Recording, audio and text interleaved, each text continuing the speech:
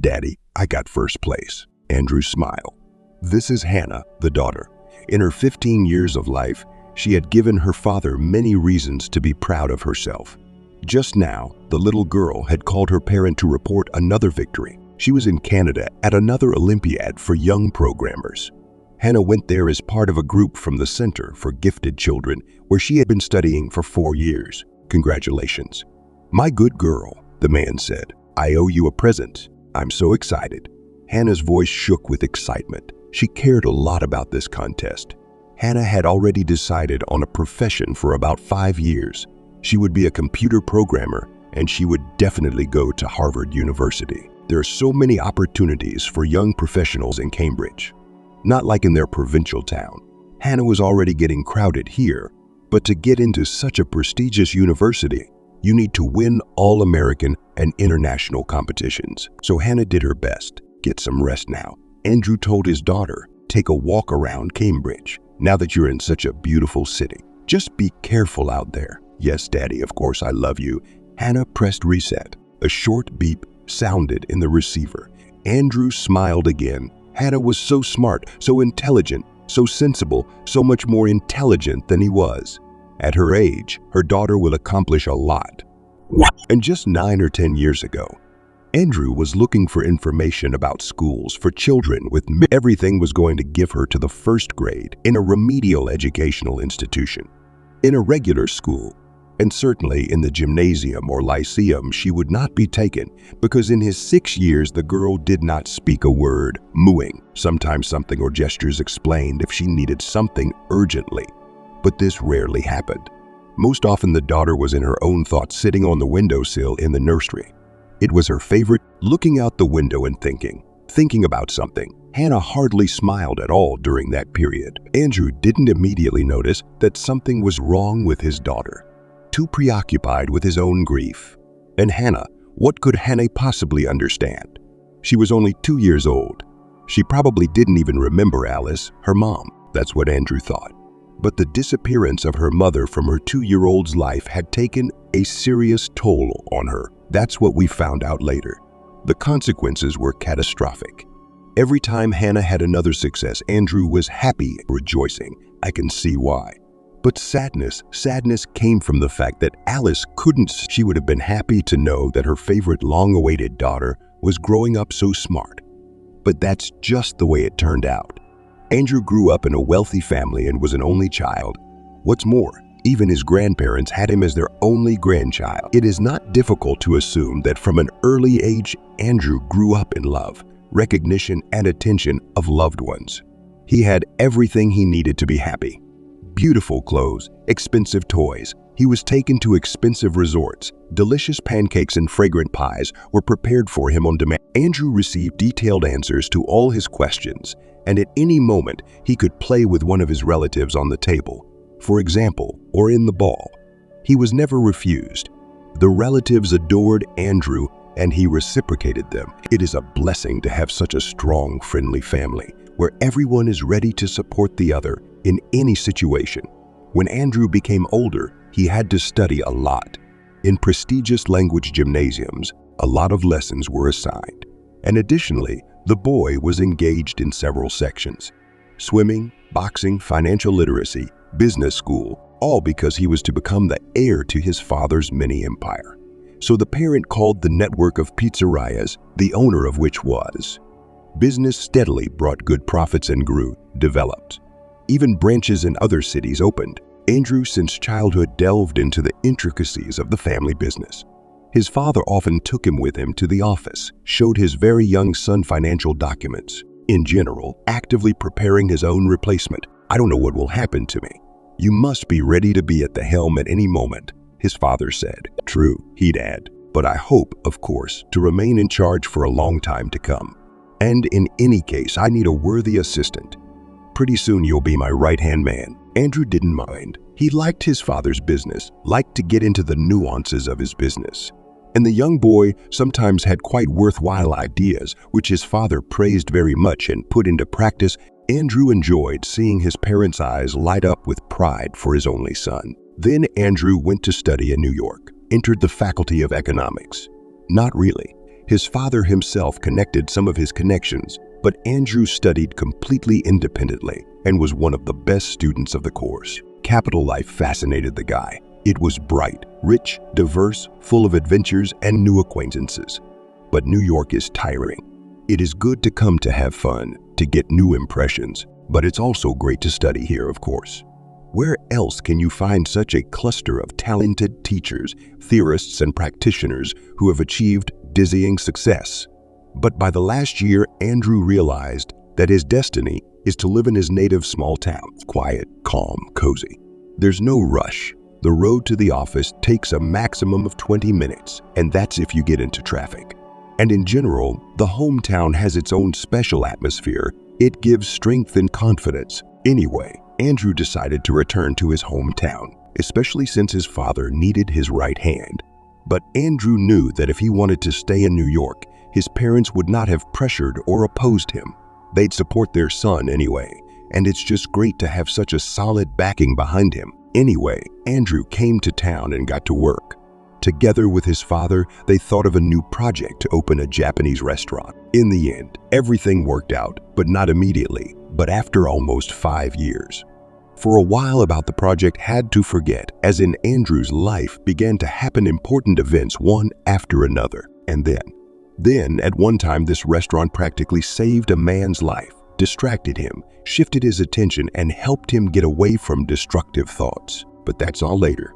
Anyway, one December afternoon, Andrew decided that it was time for him to unwind. He called his former classmate Alex, and the friends went to the skating rink. Just like in the good old days, the skating rink was big. It was located in the central square of the city. Music was playing loudly, and people of all ages and builds were gliding along the ice. Snow was falling from the sky in large flakes. In the center of the rink rose a 3-meter-high dressed Christmas tree. Christmas was coming soon, Andrew's favorite holiday since childhood. So far, his parents have made him a sweet gift collected in a beautiful bag with Santa Claus' favorite candy of their already 25-year-old son. Andrew was genuinely happy about the surprise every time. So warmly became on a soul at once memories and happy childhood in a head surfaced. Andrew was confident on skates. When he was a kid, he and Alex had managed to go to the hockey section for 2 years. Then both of them didn't have time for sports. They started serious studies. But the skills haven't gone away. Here he is, Alex, already at the other end of the rink, trying to meet girls. Andrew grinned. His buddy wouldn't miss a single hottie. He'd never miss a girl like that. Andrew stared at his friend. And that's why the girl in white down jacket and light jeans probably didn't notice her right away. So fragile, almost transparent. And he, a big guy, came at her and, of course, knocked her down. The young men exclaimed at the same time. Andrew suddenly felt his cheeks blush. He had pushed a man. The boy hastily gave the stranger a hand, helped her up, and she apologized. Andrew couldn't believe his ears. It would be more logical to hear the girl's indignant exclamation. Not that sorry. I only recently started to skate. In general, I don't know how to skate well. Bumping into everyone here. Andrew looked into the girl's wide-open blue eyes and realized that he didn't want to let go of her hand. Though the girl had been standing on her feet for a long time, and she obviously didn't need his help anymore. Long auburn strands of hair stood out from under a white-colored down jacket, and the girl's cheeks drooped sharply from the frost. She looked so beautiful, so young, so touching that the guy couldn't take his eyes off her. Maybe, if you don't mind, I'll give you a lesson. Teach you how to skate. Get better at staying on the ice. That would be just fine. Individual coaching is something I never dreamed of, but this is that's how Andrew met his future wife. Only at the time, of course, he didn't know it yet. He didn't even think about it. He just enjoyed talking to a beautiful girl. So, looking like a snow maiden in that white jacket of hers, they then skated for a long time. Alex had long since left the rink. Andrew and Alice still didn't want to part. They talked about everything that day. They talked about all kinds of things, as if they had known each other for 100 years. Andrew marveled at how much they matched in everything. Of course, the young people exchanged phone numbers and started dating. Andrew knew, of course, about his father's plans for his only son's personal life. The parent wanted the guy to marry Megan, the daughter of a local entrepreneur and business partner. Then the financial whizzes would combine their empires into something grand. Megan was a pretty good girl. Andrew's age, serious, career-oriented. She was also preparing to become her father's right-hand woman. Andrew had even been okay with being her spouse at first. Why not? A worthy option. But Alice was from a middle-class or even poor family. 36, it's a very thin line. Alice lived with her parents and two younger brothers in a one-bedroom apartment. She didn't starve. She didn't wear socks. She even graduated from a local university. But the family couldn't afford many things. For example, they never traveled or dined in restaurants. That is, the financial levels of Alice and Andrew were very different. The girl was a little stressed, but the guy didn't care. He dreamed of showing Alice the whole world to make her life bright, happy, and carefree. Andrew truly fell in love and felt that it was mutual.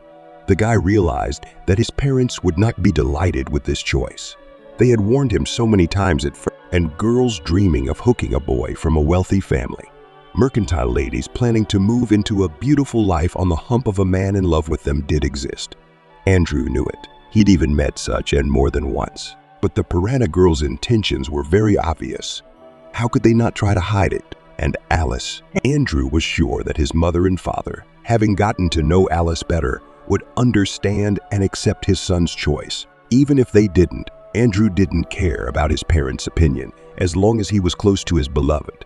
Saw her deep blue eyes, heard her gentle voice, and felt her resting her head on his shoulder. This gesture, for some reason, especially pleases the guy. And so it came to pass. Alice was very afraid to meet Andrew's parents. But it was impossible to postpone. The guy made her favorite proposal. No matter how hard you look at it, you'll have to meet new relatives. The acquaintance went just fine. As Andrew expected, the charming bride conquered the hearts of his mother and father. It couldn't have been otherwise.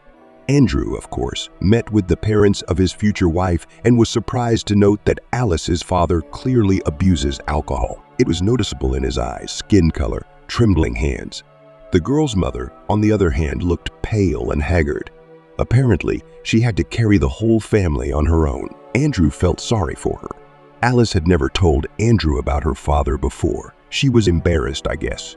But did she really think it would change his attitude toward her? How could Alice have thought that? Anyway, seeing the conditions in which his beloved lived, Andrew was even more firmly rooted in the decision to take her away from there to a new life. Then the wedding was lavish, loud, joyous. Alice looked like a fairy tale princess in her wedding dress. Andrew couldn't take his eyes off her. And he wasn't the only one. The bride received many compliments from all the guests, but Alice didn't know how to accept them. She was embarrassed. But it felt good. Andrew and Alice began to live in her husband's apartment. The guy had long ago settled in his own den. He only came to visit his parents. Those were wonderful days. Alice was getting used to a new home, to a new life. The newlyweds were learning to live together. Adult relatives warned that the process of fitting in usually does not go as smoothly as one would like. Conflicts, arguments, quarrels are inevitable. But in the case of Alice and Andrew, none of that happened. Young spouses as if they were made for each other. Andrew every day mentally thanked fate that she brought him and Alice together. He could not believe that they were so much alike, loving the same movies and books, looking at things the same way. They even said the same things for each other sometimes. Alice worked as a notary assistant in a local office.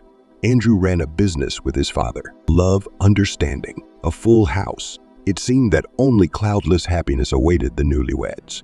So it was for some time, about a year after the wedding, Alice told her husband that she was expecting a child.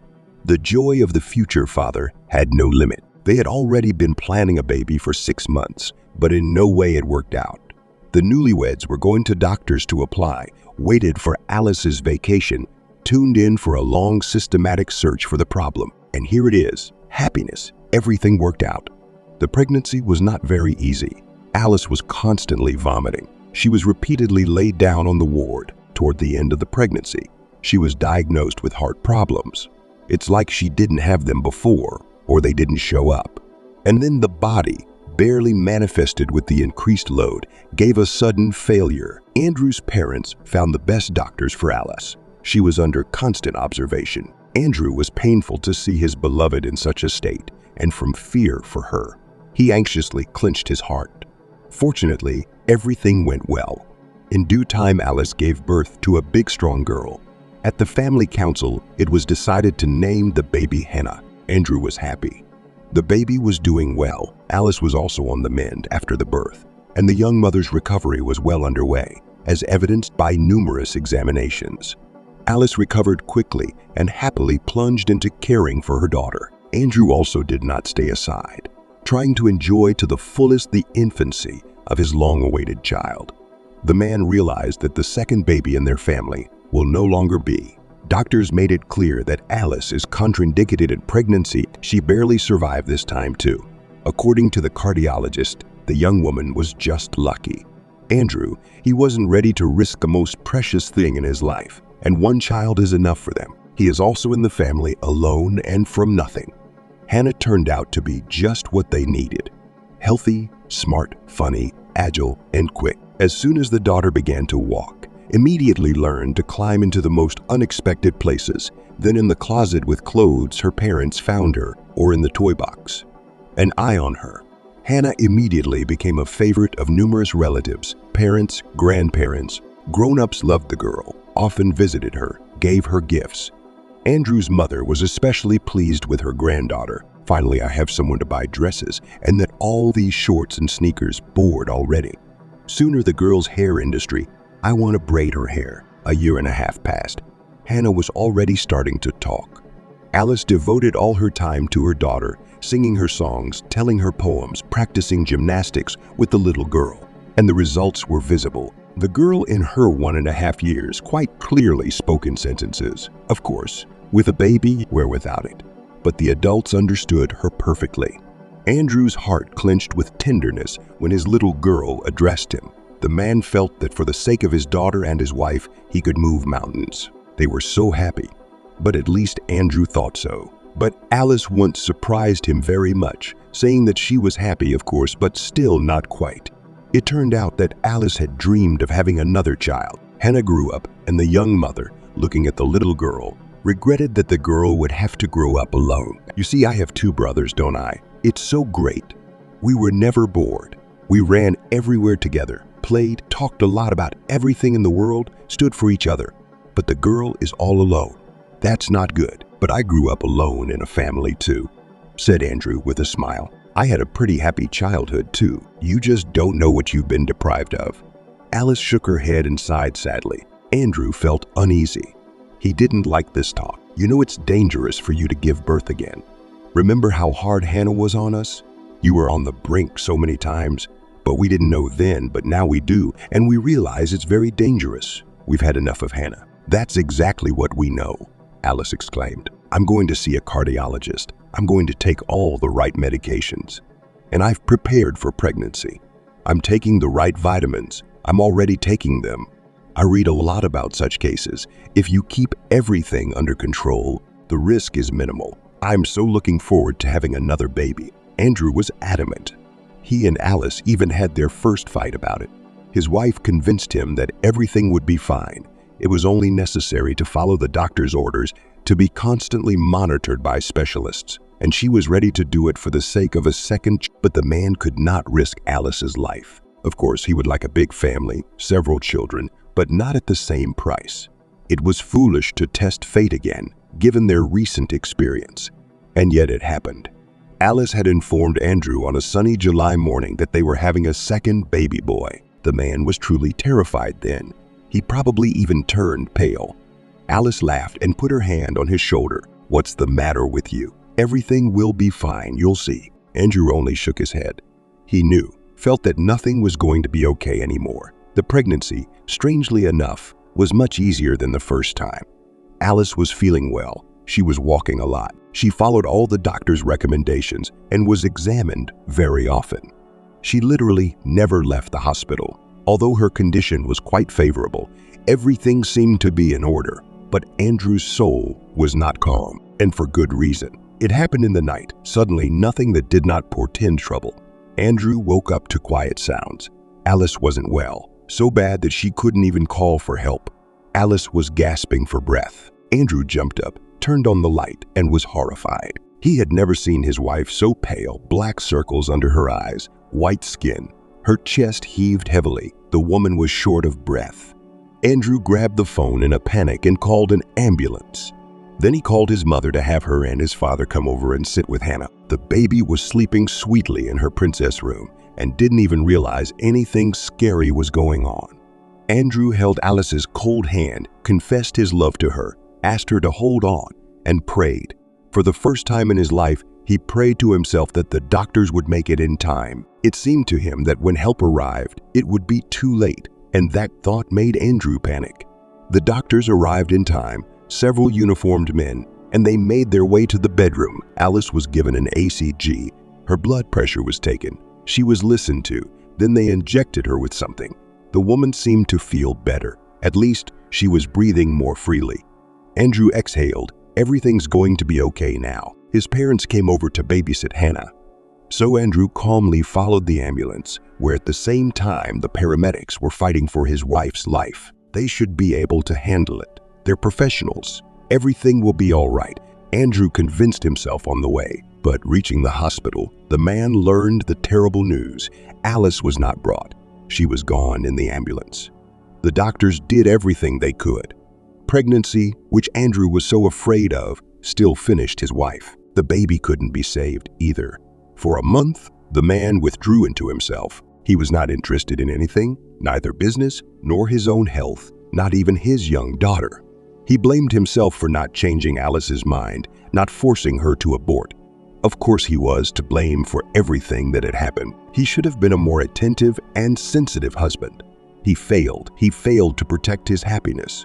Life without Alice made no sense. They had so many plans, so many desires together. And now Andrew was feeling sorry for himself. Who else would understand him like that? As a spouse, who would love him like that? She still hadn't seen all those corners of the planet that Andrew had promised to show her. She didn't get to enjoy her life. Mother and father tried to pull their son out of the depths of despair. They brought therapists and psychologists to him, who had life-saving conversations with the man of the soul. Sometimes it did make things easier, but only for a while. Andrew didn't understand why he had to live. The strangest scary thing was that he didn't even want to see Hannah. Does the girl miss you? His mother tried to get through to her son. Not only did her mom die, but her father disappeared from her life. Imagine what it's like for a child. Andrew didn't want to imagine anything. He didn't care. And anyway, what could a little girl who wasn't even 2 years old understand? He'd probably already forgotten Alice and Hannah. But her mother insisted that Hannah was not well. She doesn't talk to anyone else, and she doesn't smile. Remember what a little girl we used to have. Now she sits around all day rearranging cubes. It's a terrible sight. No one can get her to shake it up. What if you can do it? It was only 6 months after the tragedy that Andrew began to come back to life. Parents, friends, and doctors helped. And of course, too, the man started working again. And then just his father offered him to develop the very project, which for a while was forgotten, a Japanese restaurant. Andrew gladly seized the opportunity to distract himself for a little while. It's a huge project. It's a lot of work, and it's going to take a lot of work to get to market. That's good. Let his head be filled with familiar things rather than destructive. That's when the man visited his daughter for the first time in a long time. Andrew felt guilty in front of the little girl. It was as if he betrayed her, abandoned her, left her to her parents.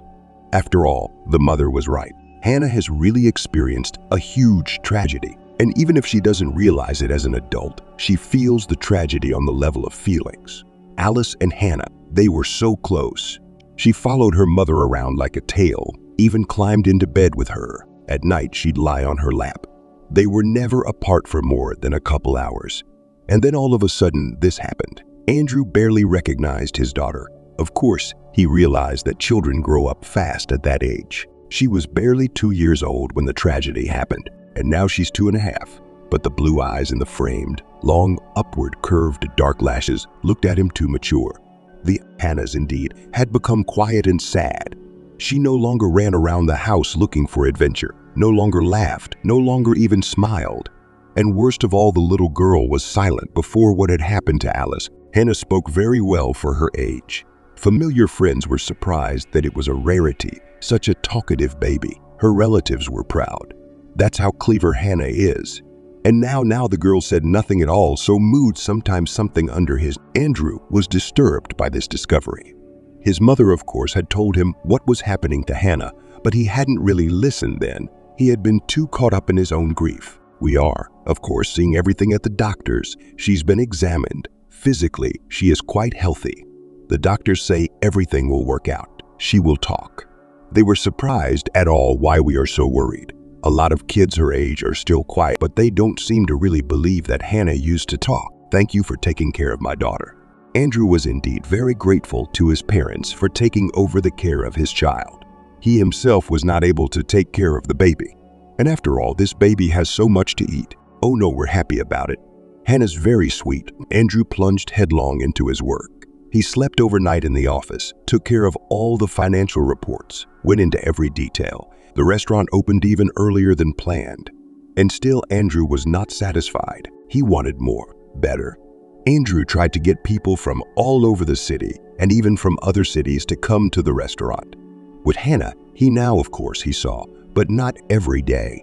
The girl continued to live with her grandparents. Andrew's mother was much engaged in her granddaughter and on the specialists she took her, and herself at home developed the little girl as she could. But there was no result.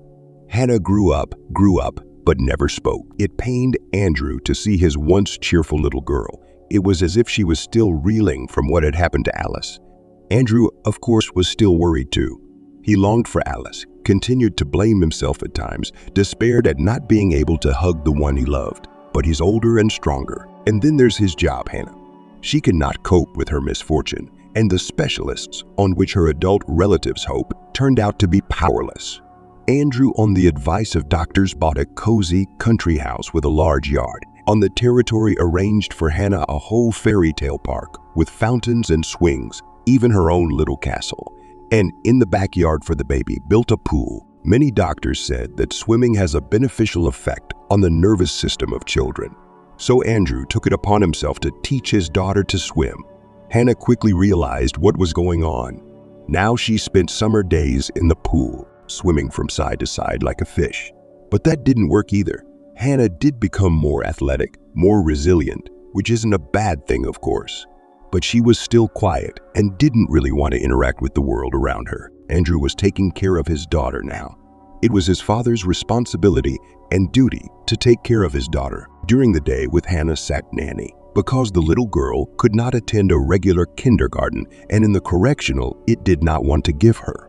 There are children with serious diagnoses and mental retardation. Hannah's not like that. She's very smart. Her eyes are alive, smart. She just doesn't talk. But it's daycare.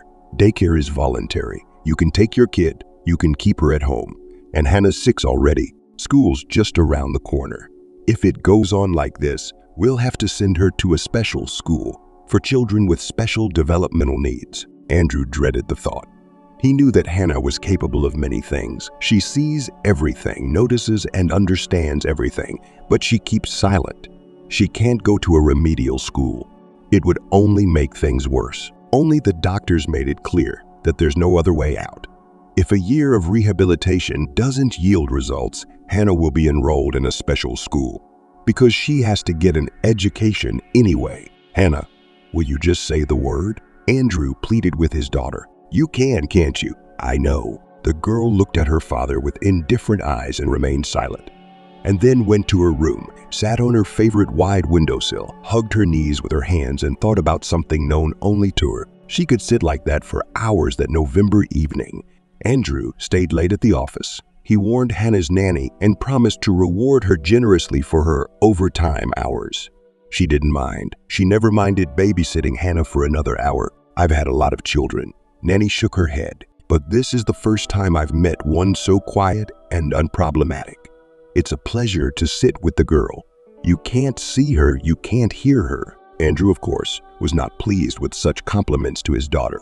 It would already be better if Hannah, like other kids, asked 1 million questions a minute and methodically trashed the entire house. But no, she sits on the windowsill looking off into the distance, calls for lunch, will come, eat, put the dishes away, does not call, and does not remember that it's time to eat. And so it is in everything. No initiative, no desire, except that the pool in the summer months gave the girl some pleasure, and even there, in the warm birch water, she didn't smile. So Andrew left the office late. It was almost 8 o'clock.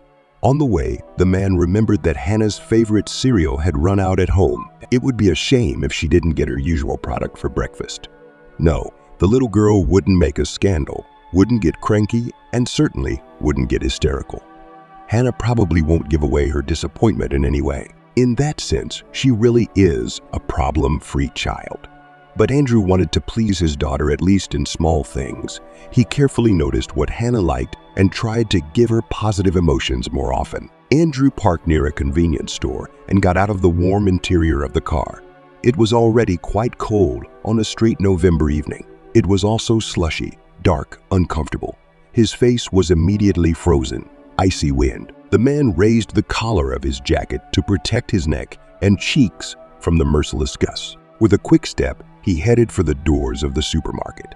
The doors obediently slid open, allowing the caller inside.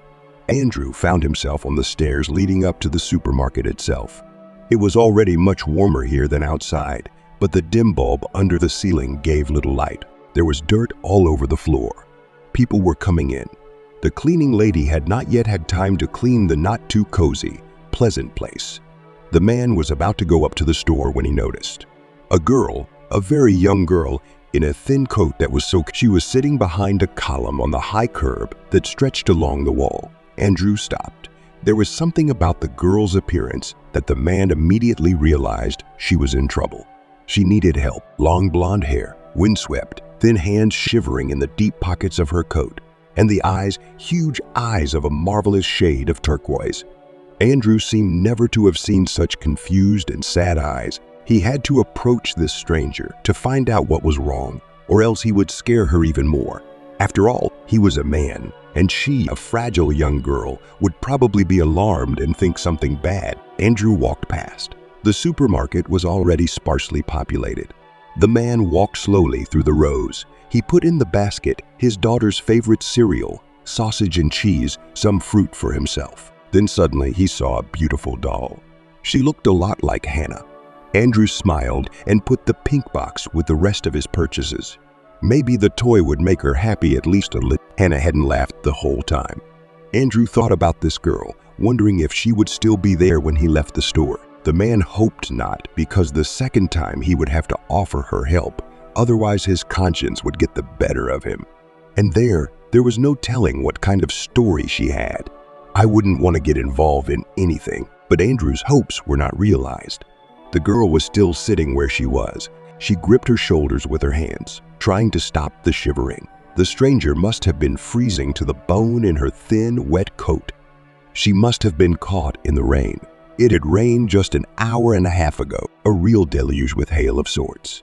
That's quite a situation. Andrew took a decisive step toward the girl and, trying to soften his tone as much as possible, asked her a question. "Are you all right?" The girl cast her wondering eyes down at him. There was clearly a look of surprise read in them, but yeah, sure. She's been sitting here for probably about an hour now, and Andrew was probably the first person to notice that she needed help. "It's okay," the stranger smiled. She turned out to have a very beautiful smile, genuine and kind. "I don't think you're telling me the truth," Andrew replied with a smile. "You see, when people are well, they don't sit alone in the supermarket shivering in the cold. Maybe you should call a cab. You obviously need to get home to warmth." "No, I'm at home." The girl lowered her head. "How?" Andrew wondered. His interlocutor didn't look homeless in any way. She looked well-groomed, and she was dressed well. "It's a long story. I'll be fine. I'll figure something out." Of course, after such an admission from a stranger, Andrew couldn't just walk away. He took a seat next to her on the curb and looked into her eyes. "You tell me a lot of time, so I'd love to hear your very long story." Andrew felt sorry for this young girl. What if someday his Hannah found herself in a difficult situation? She would need help and people would pass by indifferently. After all, this girl is someone's daughter too. Someone loves her, worries about her. "All right," the stranger finally decided. "I guess I should introduce myself first. My name is Andrew," and Leslie began her story, which turned out to be a long one indeed. The girl grew up in the village in a large family. When the girl was 10 years old, her father died on a construction site, and the family began to face hard times. The head of the family used to fully provide for the family. By village standards, they lived very well. Their house, their own small household. The mother didn't work, was busy with the house and children. She had enough to do with a vegetable garden, chickens, 2 cows, and a goat. And then the woman was left alone with 5 children, the eldest of whom was little, and so it began. At first, it seemed that the family would manage to stay afloat. But soon it became obvious no, it wasn't going to work. The money was woefully short. We had to sell the animals, but the proceeds were not enough for long. Mother tried to work, but for some reason she didn't stay anywhere for long. And there were no suitable vacancies in the village. And somehow the woman started drinking. Apparently, when she got drunk, she forgot about what was weighing her down so much. The loss of a loved one, moneylessness, lack of work, need. The children were left to fend for themselves. The house was always dirty and uncomfortable now. Leslie, as the eldest, tried to keep order and bring up her younger siblings. But she was just a child herself. Looking at what was going on, Leslie was determined she didn't want to live like that. She'd have a different fate already. While her brothers and sisters rejoiced in freedom, as no one controls you, does not make you clean or prepare homework, Leslie studied. She realized that in order to make it in the people, she needed to get an education. And for that she would have to sweat. Leslie was praised at school, put the girl as an example to her classmates, and for good reason. Everyone knew in what conditions Leslie lives, and yet she managed to always look clean, tidy, and still on one studied. Toward the end of 9th grade, the girl decided on her future profession. She will become a teacher. She was good at getting along with children, especially with kids. She herself taught all her youngest to read and write, although they initially resisted. But Leslie managed to find an approach to everyone, and the girl also enjoyed looking after the children of neighbors. But not just watched that they did not climb anywhere, and taught them useful things. Those who are younger, colors and shapes; those who are older, letters and numbers. The children's parents were thrilled with the results. They paid the clever girl with food and sweets, and all as one said that she would make a wonderful teacher. Actually, the adults pushed Leslie on the idea of her future profession. Time flew by, and now Leslie received her red certificate with only A's on graduation. Teachers helped the girl to apply to teacher training college and got her a dormitory. There was no hope for Leslie's mother in this regard. She had completely lost her way, turned into a semblance of her old self. It was obvious to everyone that nothing could be done here. The younger children were placed in an orphanage. It was simply dangerous for them to stay with such a parent. At least Leslie used to look after them, but the girl needs to study. Leslie felt sorry for the younger siblings, but she realized that they would really be better off in the orphanage. There they would at least be fed and sent to school, and what awaits children at home? Hunger, cold, and dirt. Leslie had a new life. She gladly took up her studies. The girl was used to learning. She liked it to learn new things, to become smarter and more experienced. Soon she even became the best student of her course. She was again put as an example, but now already to her classmates. It was very pleasant. In the process of training, Leslie suddenly realized that she liked to work with difficult children, with ordinary children. It's easy. But the kids with special developmental needs, this is a more interesting task, and the results here bring great joy. That's why Leslie specifically asked for an internship at a remedial school. There she immediately found out that she knows how to find an approach even to the most difficult children. With her contacted children with very serious diagnoses to which even experienced specialists could not reach. You have a gift, no other way. Surprised the head of the educational institution, Leslie only smiled embarrassedly. She was different from childhood, modest and shy. That was her character. After graduating from college, Leslie was immediately hired at the very school where she was interning. The salary was pennies, but this money was still enough for food and rent a small apartment on the outskirts of the city. It wasn't any kind of housing, but it was almost her own. By that time, Leslie's sisters had graduated from the orphanage. One of them had managed to get a profession as a seamstress. The other became a confectioner. Both immediately jumped into marriage, and quite successfully. Their husbands happened to be from out of town. Of course, they took their wives with them. Leslie was happy for her sister and a little surprised because they were younger than her, very young, almost still children, and already married ladies. Now you can not worry about them. The fate of the girls will turn out well. However, they will rarely see each other. After all, they are now separated by 1,000 kilometers. But that's not the main thing. The sisters now have husbands, have education, have jobs. You don't have to worry about them. And Leslie's 2 younger brothers have been adopted. Sam and Max, twins with hair, the color of dried flax and piercing blue eyes. The boys came to the orphanage as young children. They were barely 8 years old. Beautiful as from a postcard, bright smiling, they were quickly taken into a family and driven out of town. Leslie didn't know where her brothers were. Now the secret of adoption, but in the orphanage she was told that their new parents are very good, wealthy people. So about the fate of the little brother can also not worry. The mother with her. During Leslie's college years, a tragic story happened during another party, which the mother regularly arranged in her empty house. One of the guests fell asleep with her over a cigarette stew. The wooden building burst into flames like a torch. Some of the guests managed to escape the burning building, but the mother and several others did not escape. Perhaps they were already deeply asleep and did not notice anything at all. It's scary to think what would have happened to the siblings if they hadn't ended up in an orphanage. So by her 20s, Leslie was left in this world for practically a day. No mother. Brothers and sisters have traveled to different corners of the vast homeland. Not even a home left for the girl. But Leslie was not discouraged. She had a desirable profession, her favorite job. It is hard, of course, alone, but she will cope. All the more so, she had her whole life ahead of her, and her love she will still meet, and her children will be born, and their apartment will be big and cozy. Leslie will never repeat her mother's fate.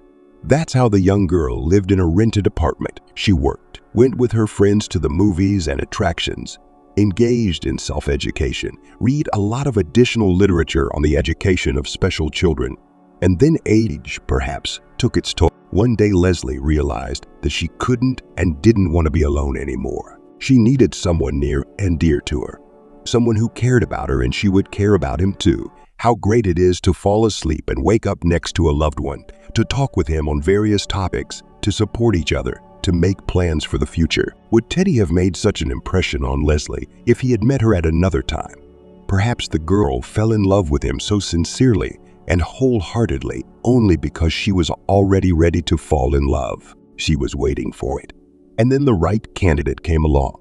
Leslie thought about it for a long time afterward, but at the moment of meeting Teddy, such thoughts certainly didn't enter her head. Leslie was on her way back from a friend's birthday party. It was evening.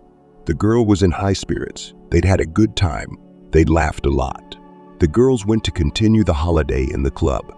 Leslie refused. She didn't like such places, noisy, crowded, and she didn't have much money left. She'd just have to make it to her next paycheck. Leslie had 2 important appliances out of order this month, a hairdryer and an electric kettle. Unforeseen expenses. Leslie looked lovely that night, and she knew it. Flowing, beautiful, tight-fitting, slim figure, sundress, loose hair, light makeup. The proof of the girl's attractiveness was the stares she felt on her. It was pleasant, though a little disconcerting. "Girl, you are so beautiful. Can I meet you?" The voice sounded from the side. Leslie turned around and met Teddy's eyes. She didn't know it was Teddy then, of course. She saw a great guy in front of her. Kind, open eyes of a beautiful hazel hue. There was a lot going on in them, and there was a light hanging in them, and interest and admiration. You could drown in those eyes, so you don't mind if I walk beside you for a bit. The boy looked questioningly at Leslie. No, the girl smiled. She really wanted that, to have a stranger walk her home. But at the same time, Leslie was embarrassed by her own desire. They walked through the park.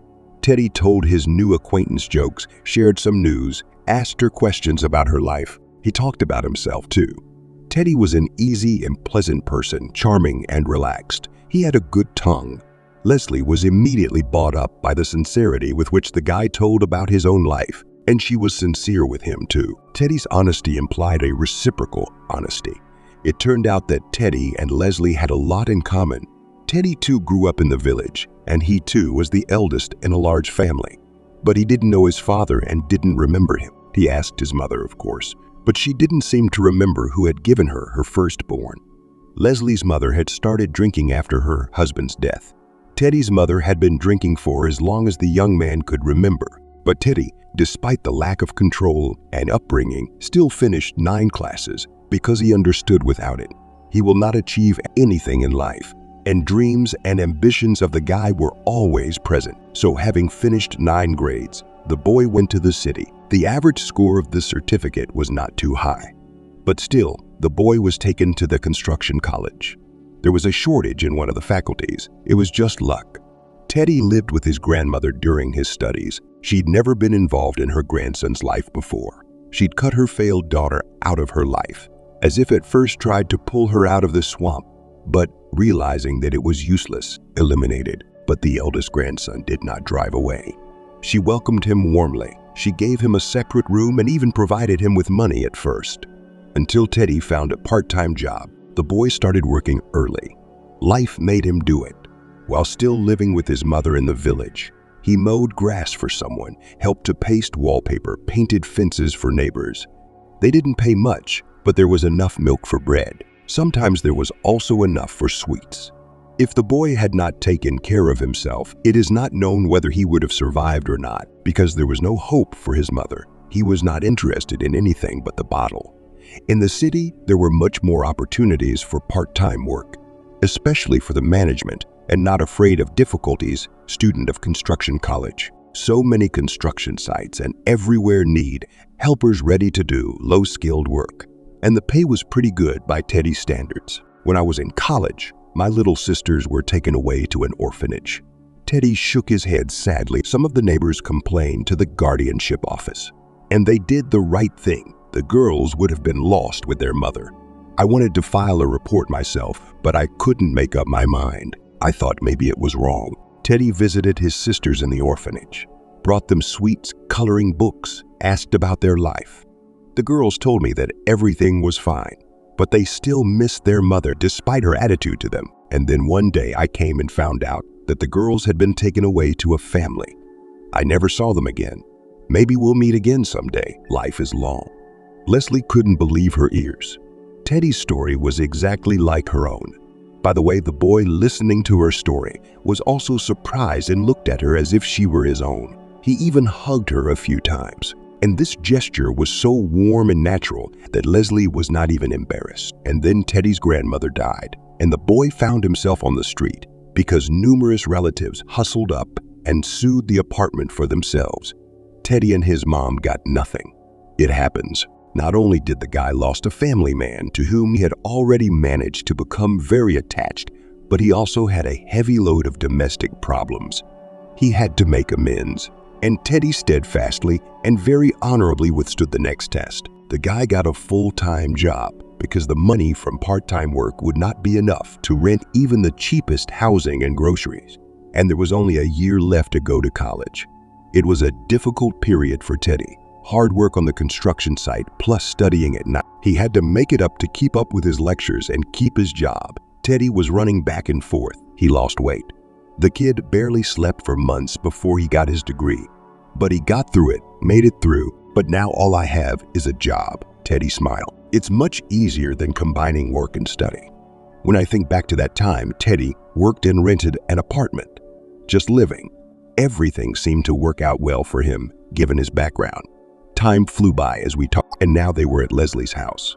The girl was even annoyed. Wow, how fast they got here. I don't think our meeting is accidental, seriously, said Teddy. I've only known you for a little while, but I already feel like you're no stranger to me. Leslie smiled. She had the exact same feeling. Teddy, he was so understanding, so strong, so kind and good. She didn't want to part with him at all. I'll pick you up tomorrow. Okay, Teddy asked. We'll go for a walk somewhere. I'll show you my favorite places in town. I'm sure you don't know about any of them.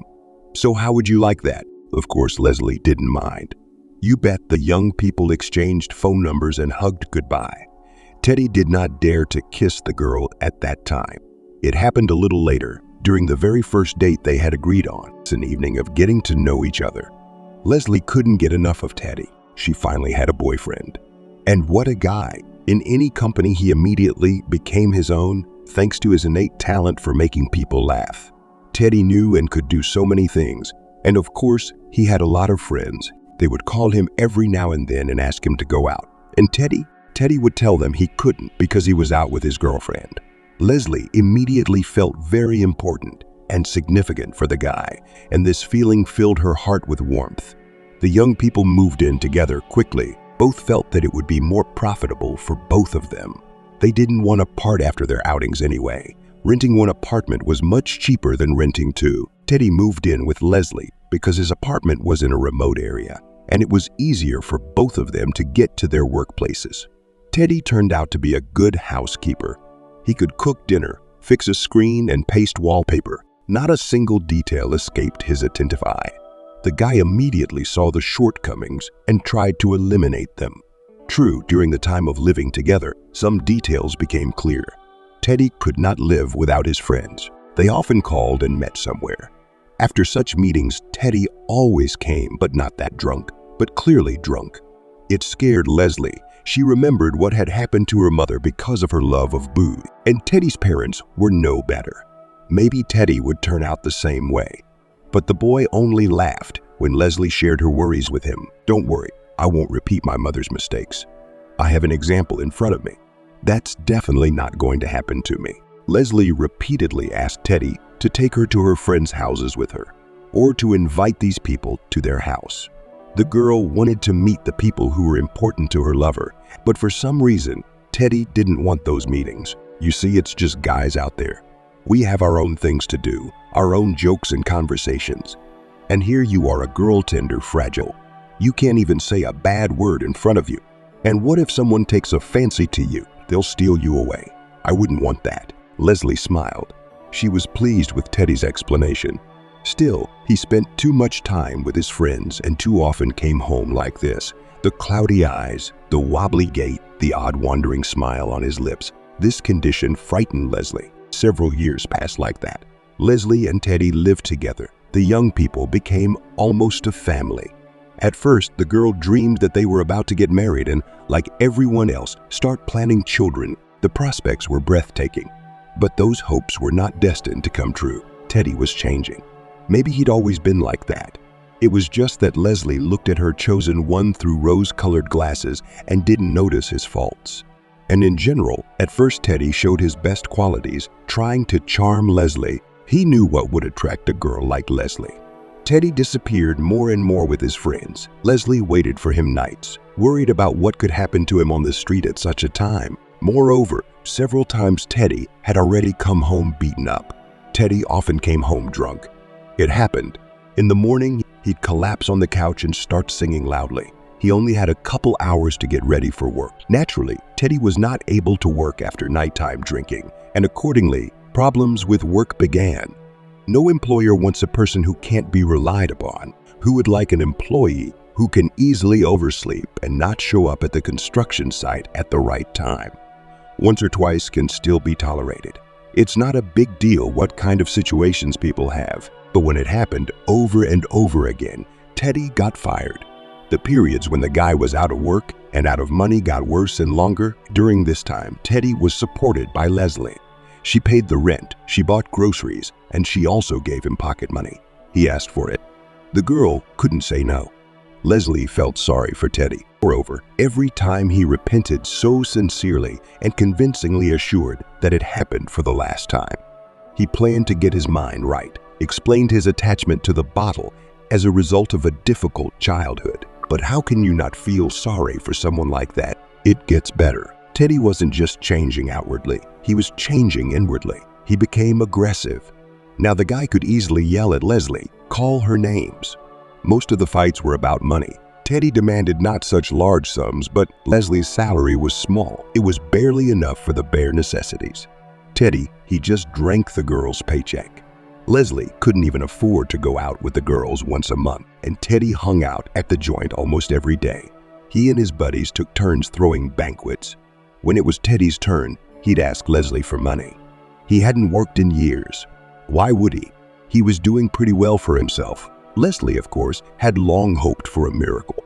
She believed that she could, with her love and attention, pull Teddy out of the swamp, which was dragging him more and more. The girl offered him to go to the movies, dragged him out for a walk in the evening, tried to find him a job. It was all to no avail. A couple of times Leslie wanted to leave Teddy, even packed her things. But Teddy, seeing this, immediately began almost tearfully begging her to stay. "I can't handle it. I really can't. I love you so much. I'll be lost without you. You'll see, I won't be able to live." Leslie sighed and stayed. She really felt that Teddy would be lost without her. She was very angry with her husband's friends. They were the ones Leslie blamed for what was happening to Teddy. Teddy was such a good guy. That's the kind of guy Leslie fell in love with. But unfortunately, Teddy has fallen into bad company, imaginary company. His friends are dragging him down. Time passed, but Leslie did not see changes for the better. The girl suffered a lot. It is necessary to meet his love and again lose a loved one because of an addiction to drinking. Well, it was not her destiny. Living with Teddy was getting harder and harder. He wasn't working at all anymore, not even a coven like he used to. He was taking money from Leslie. She had to go grocery shopping on her way home on payday. She also transferred the rent to the landlord at once because her card was immediately in the hands of Teddy, who waited impatiently for the day X. And that would be it. No more money. Leslie tried to argue. Of course, she wouldn't give Teddy the card, explaining to him that it was wrong, but then he'd lose his temper, start screaming, smashing everything around him, calling Leslie all kinds of names. His eyes blazed with rage. Leslie was afraid of Teddy at such times, even though he never laid a finger on her. He hadn't yet. Why do you need him like that? Her friends wondered, who were aware of what was going on. Throw him out of the house and let him live the way he wants. If only it were that simple. First of all, Leslie still felt sorry for Teddy and loved him. She was not indifferent to the fate of the guy. Moreover, Leslie even felt responsible for him. Secondly, the girl was elementary afraid. She realized Teddy wouldn't go anywhere, and if Leslie ran away from him, Teddy would chase her. He was getting more and more aggressive. It's just not safe to make someone like that angry. Leslie saw that both Teddy's behavior and her own life were getting worse, but she didn't see any way out of the situation, so she accepted everything as it was. She even tried to justify Teddy, but he didn't beat her. He loved her, and he loved her sincerely. He was cursing when she was going to leave him, and then came that night, that dreadful November evening. Leslie came home early. Today was a short day at the remedial school. The superintendent was celebrating her anniversary. Leslie returned in high spirits. She had received a bonus as one of the best workers. Pennies, of course, like her salary, but still nice, yes. Leslie's paycheck was small, but she liked the work itself. She knew how to deal with special kids. Leslie enjoyed the success of her little students. Each girl looked for an approach, and it was even interesting. But unfortunately, the work in the state agency paid not too generous. Leslie was offered to move to work in a private developmental center. The money promised not bad, but the girl, she could not leave the students who were so drawn to her. Among them were those who did not contact anyone else at all. So for the time being, Leslie was hesitant. So the girl came home early. Teddy was sitting in the kitchen, already far from sober. Leslie was tired. The week had not been easy, and there were mountains of dirty dishes, ashes scattered on the table, crumbs on the floor, and things scattered around the room in a mess. Teddy's things. Leslie felt herself starting to get angry. "Teddy, what kind of pigsty have you created here?" "What pigsty?" The guy looked around the kitchen with a cloudy look. "Clean up after yourself. You need to clean it up now. You clean it up," Teddy said and reached for another cigarette. "She's gonna boss me around. I've been at work all day. I'm tired. And you're sitting at home. I don't even require you to cook, though I could. At least you can clean up after yourself." Leslie realized too late that she'd made a mistake by getting drunk with the man. She hadn't expected such a reaction from Teddy. Yes, he could yell, call her hurtful words in response to a remark. But this time, it was different. The guy suddenly grabbed his knife and moved toward Leslie. His eyes burned with malicious fire. "You bitch, I'm so sick of you. Always buzzing around my ear like a pesky fly.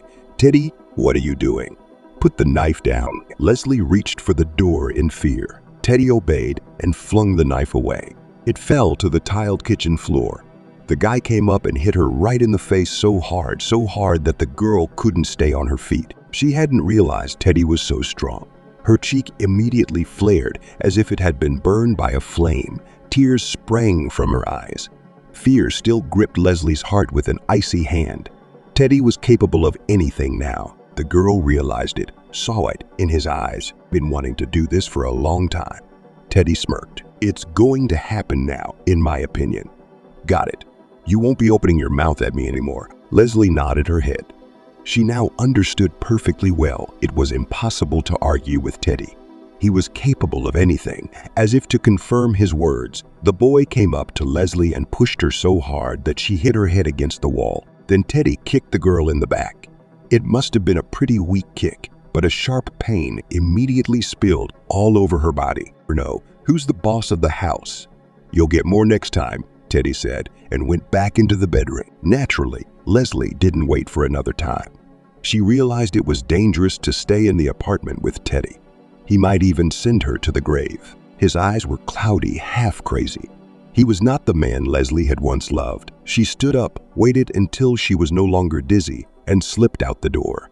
She didn't even take her things. She only grabbed the bag she hadn't had time to take off her shoulder. It contained her cell phone, her papers, the essentials, the rest of it. The rest was just a matter of time. The important thing was to get away from Teddy. He's a scary man, a monster, and Teddy is capable of hurting her, maiming her. Even more than that, the girl has never been so afraid for her life. Leslie hurried down the stairs, fearing to hear the footsteps of an angry Teddy behind her. He doesn't think Leslie is capable of such a thing, to run away, but where can she go in the middle of the night? She has no relatives, no money either. Of course, Teddy will be furious when he finds it missing. Leslie wanted to be as far away from home as possible at that moment. The girl popped out into the cold November evening. In what she was wearing, a light coat, uncomfortable heeled half boots. It was cold, dark, uncomfortable. Leslie flew forward and without seeing the road. To keep warm, the girl jumped on the first bus that came along, so she had time to catch her breath. A warm cabin, a soft chair, cheerful quiet music, a minimum of passengers. Leslie looked at the cityscapes flickering outside the window and thought about where to go. Nothing came to mind. Yes, Leslie had friends, Ashley from work and a former classmate, Susie, but both were married. They both had husbands, kids. I didn't want to embarrass them. Leslie started calling local hotels. As luck would have it, all the rooms were booked. What should we do? Of course, said the strict woman conductor, interrupting Leslie's frantic attempts to find a place to sleep. The girl inhaled and stepped out of the cozy cabin. A cold rain had begun to fall on the unsightly evening. Leslie's coat was immediately soaked through.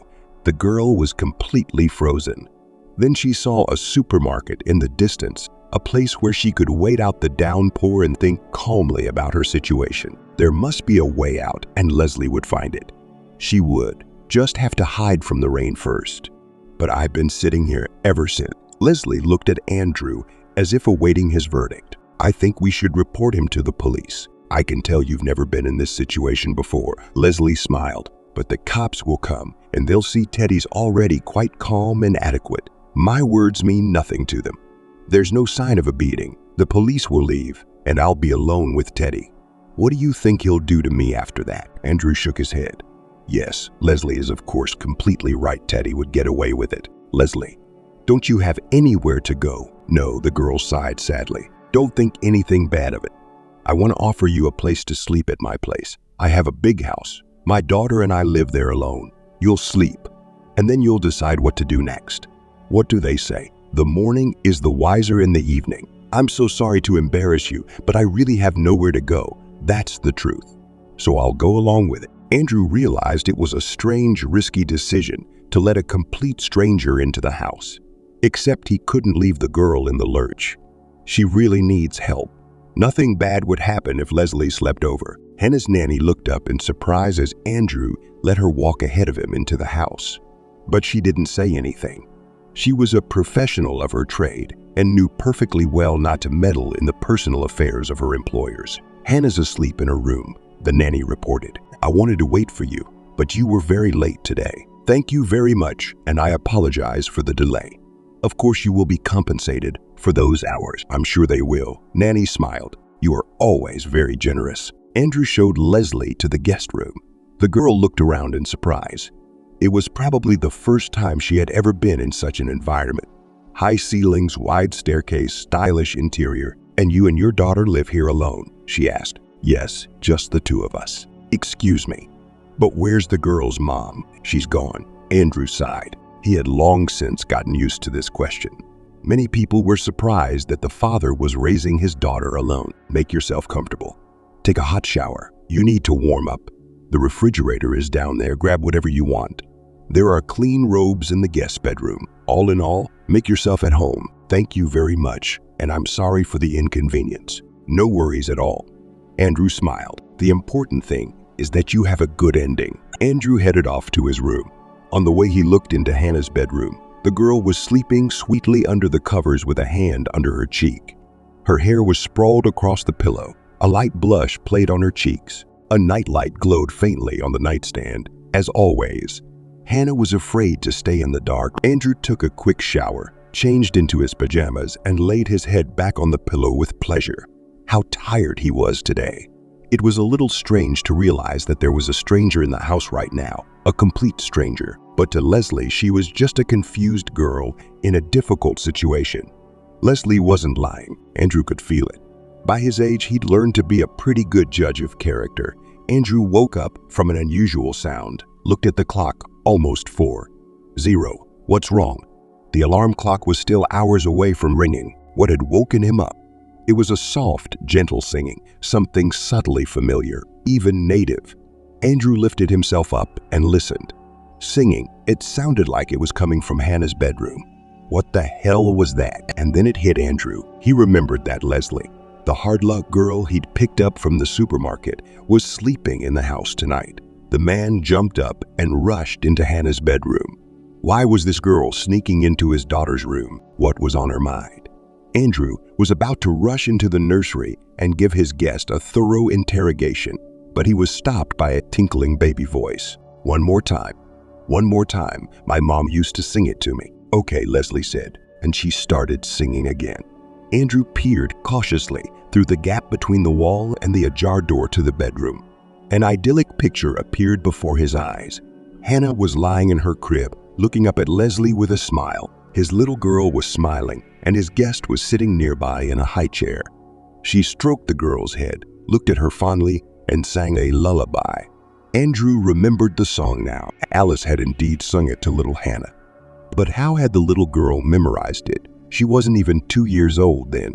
Leslie was singing. Andrew looked at her and at his daughter and could not understand. Had he just heard Hannah talking to Leslie, or was he just imagining it? No, the girl clearly said a few sentences and asked Leslie to sing the songs again, and said it was the lullaby her mom used to sing. The man's heart was pounding at a frantic pace. He forbade himself to hope that Hannah had actually spoken moments ago. Most likely he had just imagined it. The man realized it was impossible to burst into the room now and disrupt this. He waited patiently by the door, hoping to hear Leslie and Hannah's dialogue again. But that's it, baby. Time for bed? Leslie smiled. Good night. Hannah said clearly. Andrew again could barely keep from sighing loudly, and in surprise, just don't you go. I'll see you tomorrow, won't I? Yeah, I'll see you. Leslie walked out of the bedroom, quietly closing the door behind her, and ran into Andrew. Oh, we woke you up. The girl became agitated. Sorry, didn't mean to just. The girl screamed in her sleep. She was having a bad dream. I ran to comfort her out of habit. That's what I always do with my students. But then you started singing her a song. Hannah liked it. How did you know her name was Hannah? I didn't tell you that. How? Said Leslie, surprised. The girl told me herself. We met her. Let's go into the living room. I have a serious conversation to have with you. Okay. Leslie flapped her eyes in confusion. She couldn't understand what was going on. In the living room, Andrew slowly, thoroughly told the guest the story of Hannah. He had to mention his wife's death and the girl's many diagnoses. You see, ever since Alice died, Hannah hasn't spoken a word, and now all of a sudden, she's talking. And I didn't realize the girl was speechless. She got in touch with me as soon as she heard the lullaby. She said her mom used to sing that song to her. Wow. The poor child still remembers it, although she seemed to be quite tiny at the time. I have a suggestion for you, since you have such a favorable influence on Hannah. You're also a teacher. You have experience with special children. Could you be a nanny or a teacher for my girl? You have nowhere to live, and here you will have your own room. I won't begrudge you a salary. Wow. This is so unexpected.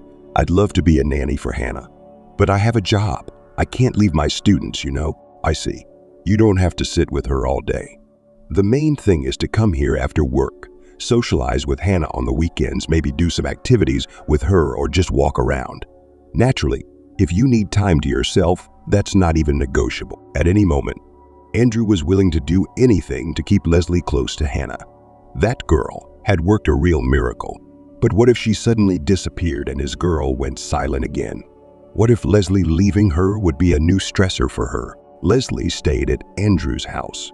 She turned out to be a very smiling and friendly girl. Hannah just couldn't get enough of her new nanny, or as she called her friend. Leslie always knew what to do to entertain her. They drew together, molded with plasticine, even embroidered. Hannah was talking now. Andrew couldn't believe it. Strangely enough, Hannah's speech, the little girl, turned out to be very literate, developed. It turns out that all this time she was learning unnoticed from others, absorbed everything like a sponge, and now quietly built beautiful and long friendships. And it also turned out that Hannah is an incredibly capable girl. She has a talent for the exact sciences, Leslie said repeatedly. She'll make a great physicist or mathematician. You'll see. Leslie was a little wrong. Hannah turned out to be a promising computer programmer. When in the 5th grade she started computer science, the girl immediately demonstrated outstanding talents.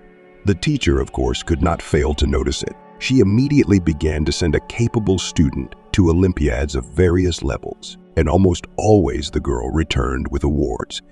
Andrew could not be pleased with his daughter. He was very grateful to Leslie because it was thanks to her talent, or rather even the gift of communicating with special children, that Hannah began to speak. Leslie leaned in. She assured him that Hannah was not her client. She didn't have any serious diagnoses or disabilities, just stress. That's how she reacted to losing her mother. It had nothing to do with me. She would have talked sooner or later on her own. Andrew didn't agree with Leslie on that. He knew for sure, if it hadn't been for her, his girl would have had to go to a special school for kids with serious mental health problems. And then what would Hannah be like now? By the time Hannah started winning her first awards as a young programmer, Andrew and Leslie were already married. Yes, that's what happened. Andrew and Leslie lived side by side. At first, all their conversations revolved solely around Hannah, and then somehow, gradually, it became clear to both of them that something was going on between them. They were attracted to each other. It was pointless to deny it. By the way, it was not without Hannah's participation. The clever girl saw everything, understood everything, and was very happy about it. It was she who pushed her father to make the first step. One day she told him directly that it was time to ask Leslie on a date. I can see you both need a date. Hannah, then 10, smiled slyly. Come on, take her to the movies already. Do you mind? Why would I mind? On the contrary, I'm all for it. Just next time we'll all go out together somewhere. So, with Hannah's encouragement, Leslie and Andrew started dating. And then more. Soon it became obvious to both of them that they were literally meant for each other. So they got married. Quiet, modest, but very beautiful and somehow cozy. Hannah now had a little sister, Chris. She's 2 years old now. She is very perky and quick, just like her big sister at her age. By the way, it was Hannah who chose the name for the baby. She adored her little sister, didn't socialize with her, taught her everything, dressed up the little girl as a doll, and even boasted about it in front of her many friends. Andrew is happy. He has a favorite loving wife and 2 wonderful daughters. Healthy, beautiful, smart. They have a close-knit family where everyone loves and supports each other. Leslie and Hannah, they are like girlfriends in general. It is so nice to watch them when they do something together, cooking, discussing plans for tomorrow, choosing outfits for. Sometimes the man wondered what would have happened to him and Hannah if he hadn't met Leslie at the supermarket, or if he'd just passed by as he'd intended at first. Perhaps it was fate itself after all. Victoria stood next to the high panoramic window and thoughtfully looked into the distance. There, where in the depths of her and her husband's large and flowering garden, there was a small, beautiful lake in which huge rainbow carp slowly swam. "Here, look how handsome they are," he said, hugging her. "Jack, they were bought especially for you, so that you could come here at any time and watch our family in miniature." Jack smiled and pointed out to the young woman a pair of beautiful fish moving smoothly under the glass-smooth water column. "Look, the bigger one is like me," the husband continued. "But this beauty with iridescent sides is you, Victoria, his female, his legal wife. You see how happy they are, just like you and me, Victoria." Then for a long time, I looked at the majestic Pisces and thought that she too was now floating in the same way in the middle of the unknown of her own life. And just like these carps, it does not remember itself. The woman slowly shifted her focus from her gaze to the reflection in the window. Tall, almost model height, slender like a tree trunk. Victoria, she had truly beautiful appearance. The platinum blonde, who turned 25 last year, looks like she stepped straight out of the pages of a fashion magazine. However, Jackie said, that's how they met. Like she was a model who was about to finally leave the business that was boring her, and he was a successful banker who managed several branches of one of the largest banks in the country. The husband told her that they met at some art exhibition, either dedicated to Impressionism or vice versa. It was something related to folk crafts. Jackie told her that he didn't remember exactly. "I would like to remember at least something from all this," I thought to myself with bitterness. However, no matter how much the businessman's wife strained her memory, no matter how much she tried to reconstruct the events of that fateful day when she was in a terrible car accident and almost completely lost her memory, nothing I couldn't remember other than my name. Her first memory, after she finally came to her senses, was the long road home. The woman remembered the cozy interior of an expensive car in which her husband drove her to their luxurious country mansion, located in one of the most closed and carefully guarded cottage communities. Next to her in the car sat a middle-aged woman, dressed in a chic three-piece sky blue suit. Her hair was perfectly styled, and her makeup could have been the envy of the Queen of England herself. The lady looked to be about 50, but she had a figure like that of Hollywood star. It fit, slender, with a minimum number of wrinkles on a beautiful but slightly cold face. It later turned out that it was the mother Jack, Zoe. The banker's mother owned a large spa complex, so in matters of youth and beauty, she really had no equal, at least in their city. After they arrived home, Jack with Zoe told her in more detail about what happened to her, meaning it's normal that you feel a little lost. Her husband explained to her, "The accident you and your driver got into was simply monstrous. The driver died on the spot. And Jack, he hesitated as if it was hard for him to talk about it, and he did not know how to choose the right words so as not to shock his already confused wife. Finally, he said, "They literally put you back together piece by piece. Your brain was severely damaged, and after doctors performed several complex operations, you had to be put into an artificial coma. Otherwise, you simply wouldn't have survived, my dear." Zoe, who was sitting right there, just silently lowered her eyes and put her palm to her forehead, as if she herself suddenly felt bad from the surge of worries for her daughter-in-law. "You were in a coma for almost 6 months, she said quietly. "My son visited you every day in the hope that your condition would finally improve enough to wake you up. However, at first the doctors did not give positive prognoses. They said that the chances of making it through were simply, and you could, Victoria. You have conquered death. Well done." When Zoe Konstantinovna looked again at Victoria, there were tears in her eyes. She immediately approached her daughter-in-law and sincerely hugged her. Victoria, there was no choice but to respond to this gesture with a much less tight hug of his "I've been waiting for you so much." "Victoria," said meanwhile Jack, and he also wiped tears from the corners of his eyes. "You just can't imagine how long I've been waiting. Mom says it right. Even the doctors despaired, but I still believed that you would come back to me. Honey, thank God, that's what happened. Now you are home, and I will never let you suffer again." The young woman looked at her husband, and for a tiny moment, it suddenly seemed to her that she had already heard something like that. but it was under completely different circumstances, and which ones, alas, she did not remember at all. She herself felt as if she had slept for several decades in a row.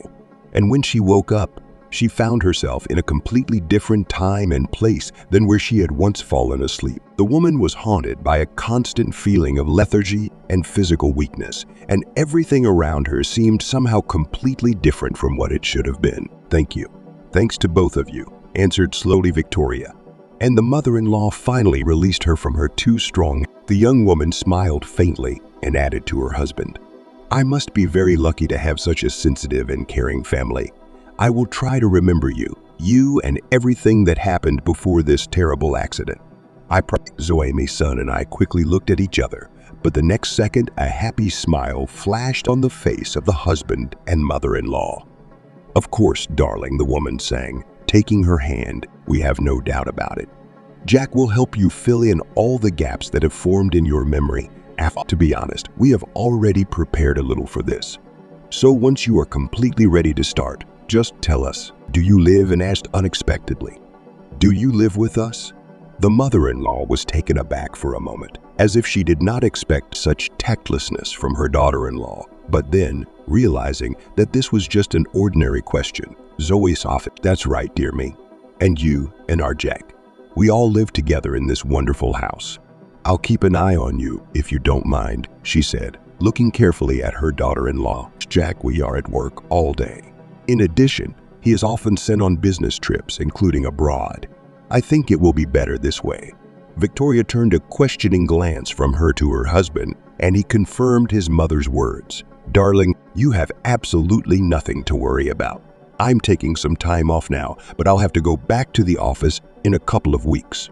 I want to be absolutely sure that nothing happens to you while I'm not home." Mom kindly agreed to help me with this, although her worries are beyond the roof. "I'm sure you and Mom will have a great time together. Even before the accident, you were inseparable. Real girlfriends."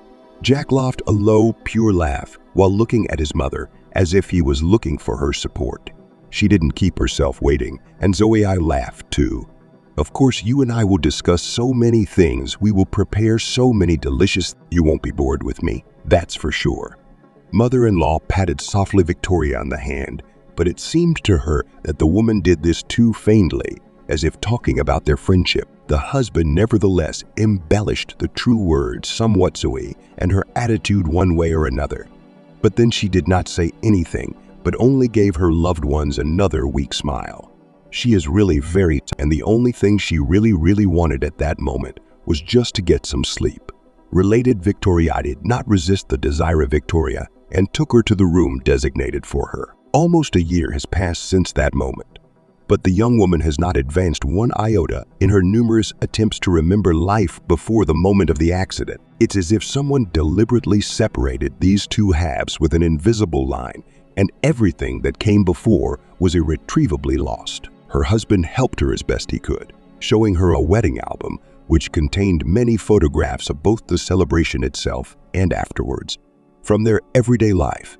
Here they are, happy and incredibly beautiful, posing for a photographer, surrounded by 24 friends. Victoria, she wore a gorgeous designer dress the color of baked milk, completely embroidered with silk and silver crystals that folded into a whimsical and slightly reminiscent of Scandinavian patterns.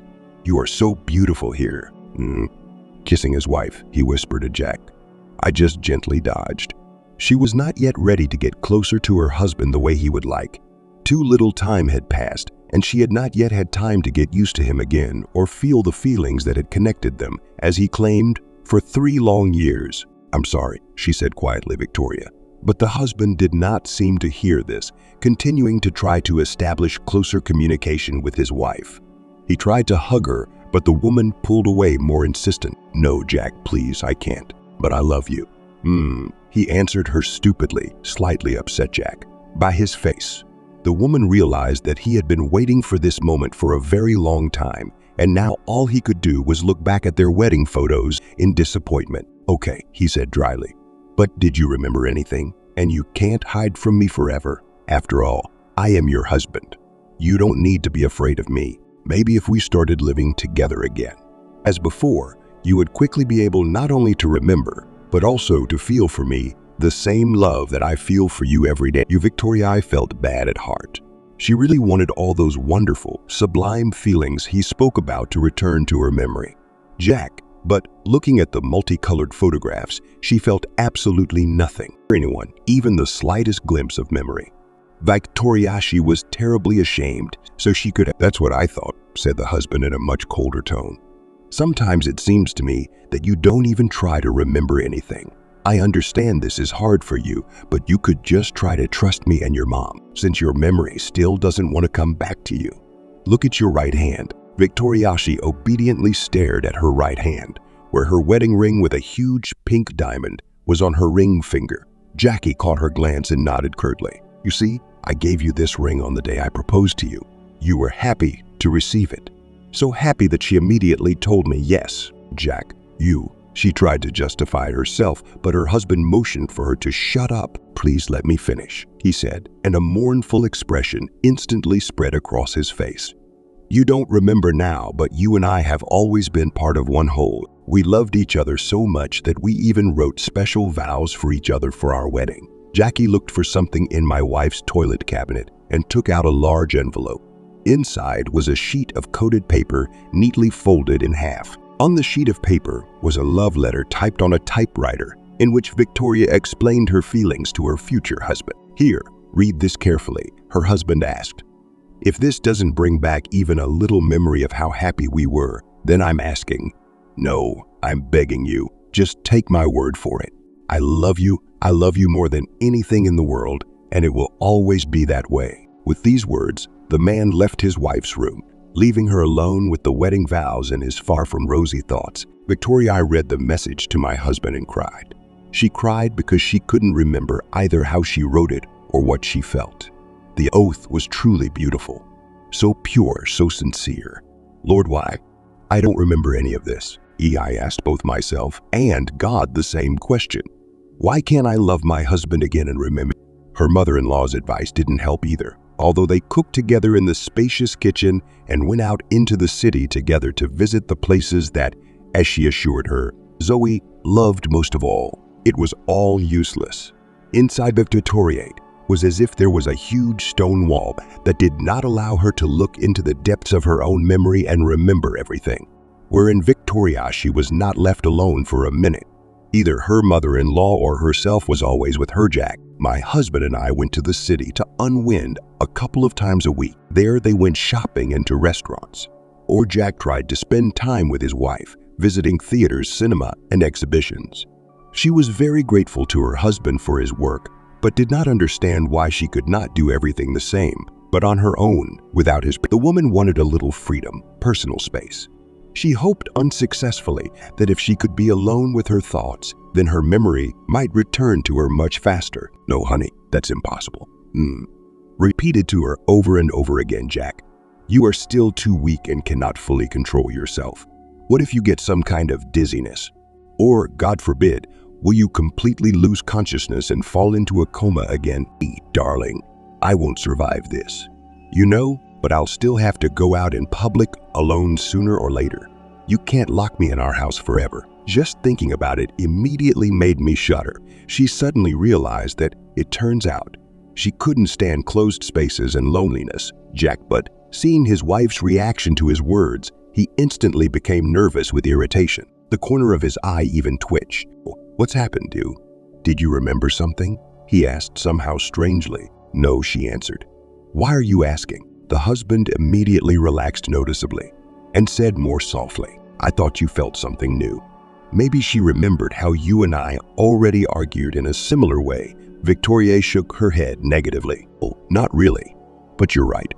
I realized that I couldn't be alone for too long. Then something seemed to push the woman from within, and she looked carefully at her husband, Jack, and why during all this time, none of my friends ever called me. Do I have no friends? The phone number you gave me. There is no one in the contact list except you and Zoe. What about my parents? Where are they, Jack? There were so many questions that Jack involuntarily began to walk around the room where they were talking. It was just one of those evenings when they were planning to go to the premiere of the Capitol's play, which was touring their city. The man noticeably perked up and kept tugging at his cuffs in excitement. pretending to adjust his emerald cufflinks. "What is it, dear?" "I didn't understand, Victoria. Is there something you haven't told me yet?" "Jack, I will not leave here until I find out the whole truth." Jackie looked nervously at his wife, and in her soul there was an unpleasant feeling, a feeling that they were clearly hiding something from her. "It's just that you've chosen the wrong time for this conversation," he finally said. "Jack, we're going to the theater now, and you're here about your parents and friends. Let's talk later." I felt a sudden attack of anger and irritation. She stomped her foot hard on the carpet. "But I want to know, have pity on me. I've been living in the dark for a year now and don't know who I am or what I am. I didn't ask because I thought it would be too hard for me and because I thought I would remember everything on my own. But nothing works. I don't know what to do next, how to get my memory back." Victoriashi felt herself begin to shake. She was clearly starting to get hysterical. And my husband, fortunately, also understood this. Jack jumped up to Victoria and hugged her tightly, trying to warm her and calm her trembling. It was like a stretched ringing string. She couldn't control her own body. He stroked his wife on the back. "That's what I was talking about. It's too early for you to be alone. I was hoping you could remember bits and pieces of the main thing." Her man sat her down on the bed and said in a soft but sad voice, "Your parents, they died long ago. It was a hiking accident. Your mom and dad were mountain lovers and often kayaked in wild river areas. One day their boat couldn't withstand one of the rapids and capsized." She looked at her husband with red eyes from tears. "Did they drown?" He nodded sadly and stroked Victoria on the cheek. "The river was very cold, and in those places the current was very strong. Their death was inevitable." "I'm sorry, honey, I'm so sorry." Victoria burst into tears and buried her face in her husband's shoulder. "Lord, what a nightmare. Oh, how long ago did this happen?" "Oh, a long time ago, honey. You were only 20 then. You told me about it yourself." Jackenly stroked his wife's head and whispered soothing words into her ear. Then he said carefully, "I bought you a new phone because your previous one was broken during an accident. There are no other contacts in it, since I didn't want anyone to bother you again during your rehabilitation." Victoriashi calmed down a little and, wiping her tears, "Exactly. But I didn't even think about it. I'm sorry, Jack. I am very ashamed that I could think badly of you. I really decided that you wanted to hide something from me." The husband just smiled affectionately and suggested, "If you want to meet your friends, then so be it. I'll tell them your new number. But just be sure to stay in touch. When I walk, I need to know that you're okay, you know." Nodded. This news made her feel a little lighter. "Well, that's nice," the husband said contentedly. "You know, I changed my mind about going to the theater today. I think we've had enough emotions for this evening. Let me give you the sedative the doctor prescribed, and then we'll go to bed early. Is that okay?" I thought about it and agreed. "She really is very emotional about you." The husband assured her that he was not at all offended by his wife's suspicion. Like, he understands everything. Still, living without a past is such stress. Having given my wife an injection, Jack breathed out a sigh of relief when she fell into a blissful sleep within a few minutes. That evening, he realized for the first time that he was with Victoria. There is still a long way to go before she finally comes to terms with the fact that her true place is in this house and in his, and only his. That same night, Victoria saw a very strange dream, which later I could not get out of my head. In that dream, she couldn't understand where exactly she was. Everything around her was engulfed in bright orange flashes, and the woman herself could not breathe normally because of the smoke that had entered her lungs. Bitter and acrid, this smoke enveloped all the objects that the businessman's wife tried to reach in a fruitless attempt to save them from the approaching flame. I felt the ever-increasing heat on my skin, but did not see a way out of the smoky space. Then, as if out of nowhere, two blurry figures appeared in front of her. I couldn't see exactly what they looked like, but I felt that one of them, the taller one, was a man, and the second, very small, clearly belonged to a child. "Victoria," I heard a strong male voice ahead of me. "Where are you?" "Victoria." The voice repeated her name over and over again. She didn't try to quickly shout, "I'm here," but not a single sound escaped her throat. In desperation, the woman grabbed her own neck and suddenly heard a piercing, childish voice, "Mom, Mommy," and she began to rush around in the blinding, fiery fog. trying to reach or at least get closer to those ghostly figures that were calling her. She understood in her soul that she definitely needed to give them a sign that she was here, that she was alive, and that everything was fine with her.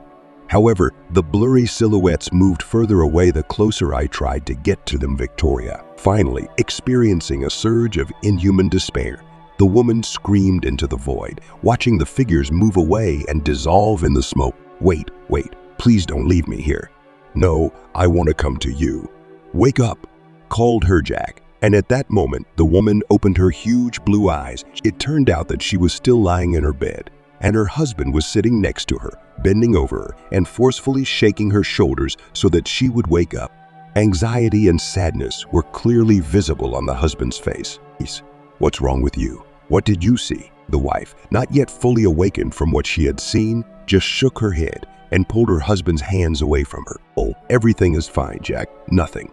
I just had a nightmare. The young woman regained her breath with difficulty and looked tenderly at her husband. May, don't worry. Give me a couple of minutes. Victoriashi turned on her other side, trying to cope with the feelings that rushed over her. What she saw in the dream was so vivid and realistic that the woman could not move away from the thought that it could very well be a memory. Just what? And why didn't she see in this strange dream Jack, as if he had nothing to do with it at all? Are you sure you don't need sedatives? I could get you some pills if you want. Looked at her husband with outright surprise. Are you serious, honey? Do you want to turn me into a vegetable? Jack tensed for a moment, but laughed lightly and threw a pillow at him. Yes, I was just joking, fool. Of course, I don't mean anything like that. Well, really, it's just a bad dream. There is no need to take pills every time I feel emotions. Jackie smiled, but somehow not joyfully, as if he felt guilty about something. However, quickly pretending that nothing had happened, he invited his beloved wife to drink coffee together. Even baked cheesecakes for us today before rushing off to work. As long as I have lived, I am always amazed at her amazing ability to combine the talents of a housewife and a businesswoman. God, how embarrassing. Pressing her hands to her face, she said, Victoria, it was I who had to get up early and prepare everything. Instead, you also have to strain your mother in the kitchen. Jackie just waved his hand, after which he tenderly kissed his wife on the cheek. You just don't know her as I do. In fact, all this amateur activity with pots has always been a joy for her. Before my father died, she was an ordinary housewife for a long time, raised me, looked after my dad when he came home from work. And then, when her father died of a heart attack, she took the business seriously. Dad left us some inheritance. She used this money to open her first beauty salon. Victoria looked at her husband with sincere interest. This was the first time he had told her so openly about his family. Oh, I was still just a boy then, about 17 years old. At first, I couldn't accept this new form of my mother. And then she clearly explained to me that in this life, you need to fight for yours to the end, gnawing it with your teeth, but not giving it to anyone. So I first entered college at the Faculty of Economics and then got a job in a bank. But gradually, I became one of the people and met you. Jack hugged with tenderness Victoria, and she allowed herself to be kissed for real. At some point, the woman thought that the dream she had was really just a meaningless nightmare. A couple of hours later, when the husband was already getting ready for work, the phone of Victoria suddenly burst out an insistent third. Looking at the screen, the woman was surprised to find that they were calling her from an unknown number. Pick up the phone, he advised her, Jack throwing his jacket over his shoulders. I'm sure you're happy about who's calling you. Really? Raised her eyebrows and answered the incoming call. It's you. An unfamiliar female voice squealed on the phone. Yes, it's Victoria. And who speaks? There was a second pause at the other end of the line, after which the same thin voice said, offended, Jack, of course. He said that you have problems with your memory, but so much so. Victoria looked at her husband again with the question, who is this? But he just winked at her and pointed to his watch. I'm in a hurry, he whispered with one lips. They hanged themselves there. After this, the husband went to work with a satisfied look, leaving Victoria in complete confusion. And she remembered that Zoe should come home in half an hour. Check on her and see if everything is okay. So, who should she have fun with? Her mother-in-law? Or the one who was literally tearing her phone to pieces? The caller continued to attack Victoria endless questions. Listen, don't you seriously remember us? It is me, Anne, your best friend. Yuzhiaki said that you can't get close to you while you're being treated. During this time, we were all exhausted. And yesterday, he writes to us and tells us to drag you into the city. No, well, you always had him, Mr. Spontaneity. Sorry, of course, for such frankness. Wait. Anne, stop. I tried to pacify my interlocutor. Do you want to say that you and I were once friends before the accident? I mean, are you my best friend? Confused by the appearance of another person in her life, whom she did not remember at all, she suggested Anne meet in the city center, in the very cafe where they usually like to go with their husband. The woman wanted to talk to this girl and try to remember her. Still, this one Anne so insisted that they had known each other for many years. However, the meeting with my friend was not impressive. Victoria, to say the least, disappointed. Not only did she remember absolutely nothing of the things that this girl told her about, but she also turned out to be an extremely unpleasant girl in her own right. I couldn't believe that I trusted this nasty and envious girl with all my secrets. Yes, she would never share it with such a gossip. While they were sitting in the cafe, she managed to wash the bones of all their mutual friends. And although half of them Victoria didn't even see her, she was offended that and like this. Without hesitation, he throws mud at everyone. So you're saying that you and I work together in the modeling business? I asked at some point. Victoria to interrupt her endless dirty tirade, and paused for a second, as if her internal computer was having a hard time processing this simple question. Finally, an uncertain smile appeared on her face. Yes, and don't you remember our shows in Milan? How we discussed this famous model? She looks so beautiful in all the magazines, but in reality, she is fact. I'm still amazed at what these agents saw in her. After all, the natural one was scary. Anne laughed unpleasantly, revealing her big white teeth. She continued thoughtfully, stirring the remains of her milkshake in a tall glass with a straw. Oh, who do I love more, dogs or cats? I asked again. What? Swatting her long, thickly painted eyelashes, her friend stared at her. And what do cats have to do with it? Victoria looked at the girl carefully. But this is such a simple question. You say you've known me almost since school. Then you can't help but know which animals I love more. All best friends answer such questions with ease, especially when some of them have memory problems. What I definitely didn't expect was that, and suddenly, out of the blue, he pulls out his mobile phone and starts hysterically writing something to someone in it. What are you doing? I asked her with a smile. She wouldn't be surprised if now she was posting some nasty stuff about her on the internet, but she didn't care at all. She just wanted to understand what was going on here. And she finished fiddling with her smartphone, and with a changing grin, obviously intended to depict a smile. You know, I was urgently called here for filming. I would be glad to chat with you more, but unlike you, I don't have a rich husband, so I have to work hard. Yeah, and quickly jumped up from the table and said, Victoria, kiss. No, be upset. We'll definitely chat again later, and then you see, you'll feel better. Kiao dear, in touch. With these words, the red-haired gossip fled from the cafe like a bright but stupid butterfly. I couldn't get rid of the thought that with this end there was something wrong. Well, it can't be that she chose such a mercantile person as her friend. Besides, she definitely didn't know the answer to her question, and all this fuss with the phone. Yes, she was just looking for an excuse to quickly leave and not continue to dive into slippery topics. But what could this mean? Victoria were at a loss. She had too many questions about her own past, and she had not yet received an answer to any of them. Hearing her own phone vibrate in her purse, the woman immediately picked up the phone. Hello, honey? How are you? I asked Jack, who called her from work. To be honest, not really, his wife admitted to him. I didn't like it at all. What kind of friend is this, who has only clothes and gossip on her mind? Is it true? There was tension in the husband's voice. You don't have to communicate with her if you want. I just thought it would be useful for you to be with old acquaintances. You said it yourself. Yes, I remember, she hastened to reassure him. It's just that this meeting turned out to be not at all as sincere as I imagined. I'm going home now, Zoe already there. I could cook us all something original for dinner tonight. They chatted a little more about household chores, after which she hung up and walked home. She wanted to take a little walk to be alone with her thoughts and just relax in silence. The weather that day was simply wonderful.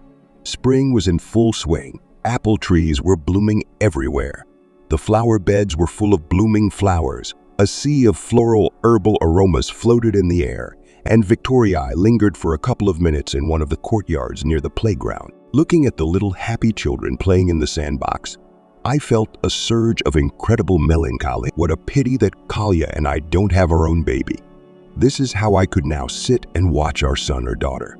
Maybe my soul would then feel much calmer. The young woman sat down on the bench, watching the children with pleasure. Some of them were swinging happily on the swings while their mothers looked away with a proud look. Victoria, here, they say. Look, envy how happy we are growing. Suddenly she felt her hands and feet suddenly become cold. Something seemed to switch in the young woman's head, and she clearly, as if in reality, saw herself in her arms with a small child. The newborn snored sweetly. His eyes were closed. He slept. At that moment, I was absolutely sure that I was holding my own son in my arms. However, her vision did not end there. The woman felt strong and gentle arms hug her shoulders, turned around to look at the child's father, and it was he. And, to her great amazement, she saw in front of her not at all Jack. A tall, broad-shouldered, handsome man with deep dark green eyes and golden hair did not fit with the image of her husband. Jack was a stocky brunette, slender, but slightly taller than herself. This same stranger looked like he was a hero from an old fairy tale. She didn't know either the beautiful man or the child she was holding in her arms, but she was sure that both of them had the most direct relation to her. Really, Jack is there still something she's not telling her. Is it possible that before him Victoria was there another family? But then where are they? What happened to them? Intrigued, Victoria immediately hurried home. She eagerly awaited her husband's return so she could talk to him about her vision. Zoe, seeing how worried she was, she herself became nervous. Having seated her daughter-in-law in the kitchen, she tried to quickly ask her about what happened and how the meeting with her friend went. However, Victoria, at that moment, I was by no means in the mood for a sincere conversation with maybe I can help you with something. Looking in Victoria in the eyes, asked the businesswoman. Oh, I'm afraid that only Jack. She sighed. I need to talk to him very seriously. A shadow ran across the woman's face, the nature of which was impossible to determine. The young woman referred to the fact that she needed rest, after which she went upstairs to her room. That evening, when Jack came back home, Victoria immediately called him over and honestly told him about her sudden memory. After listening to his wife, the businessman was a little confused at first, but quickly pulled himself together. I was amazed at how quickly the reactions on his face changed. In a few moments, she managed to discern surprise, anger, confusion, and then an imperturbable calmness that hid all other feelings under ATSAT. Darling, listen to me very carefully. The husband began, placing his wife on the bed. What you are talking about is impossible, but why? She looked at him incomprehensibly. Jack, I feel that these people are somehow connected to me, very strongly. These emotions, this image, it was so real, so familiar. If there is something that I don't know about myself, you just have to tell me Jackie covered his face with his hands, as if trying to isolate himself from his own feelings. The doctors warned me that such consequences were possible, he said slowly. You've been in a coma for too long, and part of your brain still remains not fully restored. What do you mean, Jack? I asked him again. What is wrong with me? The husband looked at her with sadness, even some guilt. Forgive me, I should have told you about everything earlier. What are you talking about? Can you explain? The husband carefully took Victoria by the hands. Her hallucinations. The doctor said that this is how the consequences of a coma can manifest themselves. Victoria couldn't immediately comprehend what her husband was telling her. When it dawned on her, she shook her head negatively. No, Jack, no. The fact of the matter is that it was not a figment of my imagination. I'm sure I saw part of my past, but I can't understand when it was and who these people are to me. Jack looked at his wife with inexpressible regret.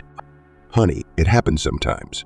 Perhaps you experienced a powerful emotional shock when you looked at your children, so your mind tried to deceive you, to pass off wishful thinking as reality. No, she continued to persist. Normal. I know for sure that I have seen these people before. Jack, I didn't tell you about my dreams. That nightmare. My husband guessed right away. Yes, she nodded. Victoria, it seems to me that I saw the same man and boy there, only it seemed to be later than the memories on the playground. There's a face here. Jacket immediately became dark. Victoria, let's not try to find an explanation for your nonsense. Of course, I'm not very pleased that you see some strange man in your visions, but as for the child, she jumped out of bed and threw out her hands nervously. Yes, I also wanted to ask why we still don't have children. You just said that the memory could have been triggered by children playing. What did you mean? Instead of answering, the husband slowly rose from the bed, after which he calmly walked to a small cabinet with medicines and took out a syringe with a sedative. Noticing this, she stepped back. No, Jack, I don't want a sedative. Explain to me how those kids and my visions are connected. Jack, what are you doing? The young woman's eyes filled with pure horror as her husband began to advance on her, holding a ready injection in his hand. His face was completely impenetrable. Honey, everything is fine. Don't worry. You just need to calm down a little. Look at you, you're shaking all over. Victoria retreated further and further until she finally felt something hard under her back. It was a wall. The young woman's heart filled with panic. She turned around, trying to find a way out, but at that moment, her husband suddenly grabbed her hands, making it impossible to resist. Jack, please don't. I don't want to. I'm scared. Jackie pulled his wife to him with force and in one deft movement, stuck a syringe with a sedative into her neck. Don't be afraid, honey. Don't be afraid. Everything is fine. I will never let you go. Never. We will always be together. Before your eyes, Victoria. Everything immediately floated away. The room was instantly filled with fog. When Jackie unclenched his embrace and carefully laid her on the bed, the woman looked at him with a completely blank look. Honey, we don't have children because you're barren. The husband said unexpectedly affectionately. I didn't want to talk about it so as not to traumatize your already fragile psyche. However, now I see that we cannot do without it. I'll have to call you a psychotherapist tomorrow. He will prescribe you a new course of medications and you will definitely improve everything. She didn't know what kind of drug her husband was injecting her with, but she was sure that it was definitely not a sedative, more like tranquilizers. Suddenly it flashed through the woman's head, somewhere on the farthest border of her consciousness between sleep and reality. We also gave these to horses on our farm. Victoria didn't have time to grasp onto this thought because everything around her suddenly plunged into darkness. She woke up only the next morning. Jackie wasn't nearby, so I carefully slipped into the shower to wash away the remnants of sleep in a semi-conscious state caused by strange medication. Lord, didn't I really dream all this? I thought Victoria standing in front of powerful jets of hot water. Did I really remember something that Kalia didn't like, and that's why he did this to me? The woman shuddered with disgust. I remembered the terrible expression that flashed on my face, Jack, the moment he gave her the injection. God, he looked like he was crazy. I can't stay in this house next to him anymore. I need answers. Slipping out of the bathroom, Victoria, I got dressed and carefully went down to the first floor. The woman heard people quietly talking about something in the kitchen, Jack and his mother. To the surprise of Victoria, the conversation between relatives was conducted in French, and listening to their speech, I realized with amazement that I understood them perfectly. It was only when the words took on their full meaning for her that she was forced to slowly slide down the wall, sitting on the floor. Her legs refused to restrain the woman, instantly becoming weak from shock. Did I tell you that you were taking risks? Reproach Zoisen. You're just making fun of the girl in vain. Today she remembered her son, and tomorrow, God forbid, she'll talk about Pablo will remember. What will we do then if the whole truth is revealed? Speak more quietly. Shouted at her Jack French. I myself don't know why this happened. Doctor said that the effect of the drugs was 100. She shouldn't have remembered anything from her past at all. Nothing that happened to her before. Zoe, she shook her head doomedly. Do you even understand what you did? Son, you ruined her whole life. And now you continue to do the same. She will never love you. She will never be able to. Her attachment to them is too... No, Mom. Unable to restrain himself, The businessman shouted loudly, "Victoria mean and only mine, understand. They lost her and I won't let you separate us. Come to your senses, Jack." I begged him, Zoe. "If you don't stop now, it will only get worse. Do you really want a wife who has the memory of a fish? She really will go crazy soon. Is this what you are trying to achieve?" For a moment, a painful pause hung between mother and son, and then I heard how Jack dialed someone's number on his phone. He never muted the keyboard, so the numbers and letters squeaked every time he touched them. "What are you doing?" asked him coldly, Zoe, already in English. "Oh, I call the attending physician, Victoria." He answered calmly, "No, do not dare." His mother whispered threateningly to him, "I'm not going to participate in this farce anymore. So it was only for your sake that I endured. Don't worry, Mom, I'll solve everything," he said confidently. Jack, after which he began a conversation with someone whom Victoria I haven't heard it anymore. However, this was enough for the woman, covering her mouth with her hand. So as not to scream in fear, she barely rose to her feet and quickly walked back to her room. There, the businessman's wife hastily threw some spare clothes and personal belongings into her backpack. Victoria, it was necessary to wait for the moment when Jack will go to the airport. A couple of days ago, he told his wife that he was going on a very important business trip to London. This business trip was for Victoria's only chance to save your own life. The woman heard her husband's steps on the stairs and quickly stuffed the backpack under the bed, lay back down and pulled the blanket up to her chin, pretending that she wanted to lie down a little longer. "Here you are," he said with a smile, Jack, entering the room. "It's almost 10 a.m. It's time to get up." The man affectionately stroked his wife on the head, and she hardly squeezed out a response smile. It's just that yesterday, the day ended so unexpectedly. She pretended that she hardly remembered the previous evening. She stretched sweetly and put her hands on her husband's shoulders. He shouldn't have suspected anything. Therefore, she played her role well, albeit through force. "I'm leaving today, remember?" I asked her, Jack. And Victoria nodded in agreement. "Mom will look after you until the doctor comes," the husband continued. And at the same second on the back Victoria called, prickly goosebumps appeared. "Behave yourself and do everything the doctor tells you, okay? And I will try to return as soon as possible. I think in 10 days, no more." Heart in the chest, Victoria very clogged. 10 days, she will have almost 2 weeks to carry out. "Oh, so long. She asked out loud, desperately pretending to be an exemplary wife. But I'll have time to get bored." Instead of an answer, Jack kissed his young wife. "That's great," he said with a satisfied smile. "I like you much better this way and forget about everything we talked about yesterday.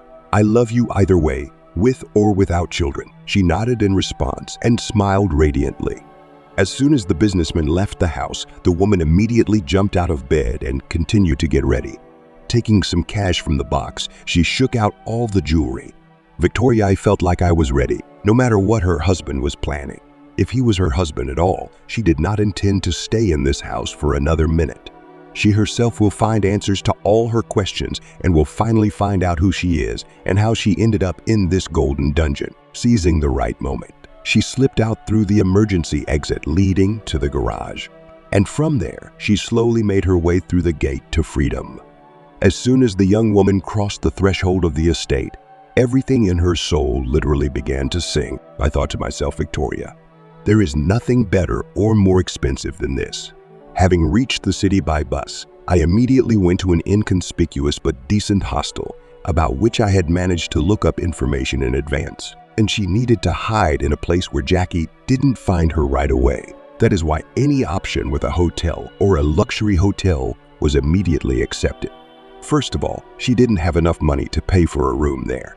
Secondly, I wanted to use my husband's bank cards to a minimum. She understood perfectly well that as soon as he discovered her absence, the first thing he would do was check the cards. Having settled down in the micro number allotted to her, Victoria, I opened my laptop and started looking first for information about myself, and only then for all the psychologists in the city who, in one way or another, used hypnosis methods in their work. As she thought, there wasn't much information about her husband's family on the internet, and most of it was on Jack and his mother. True, she did find several messages about their wedding.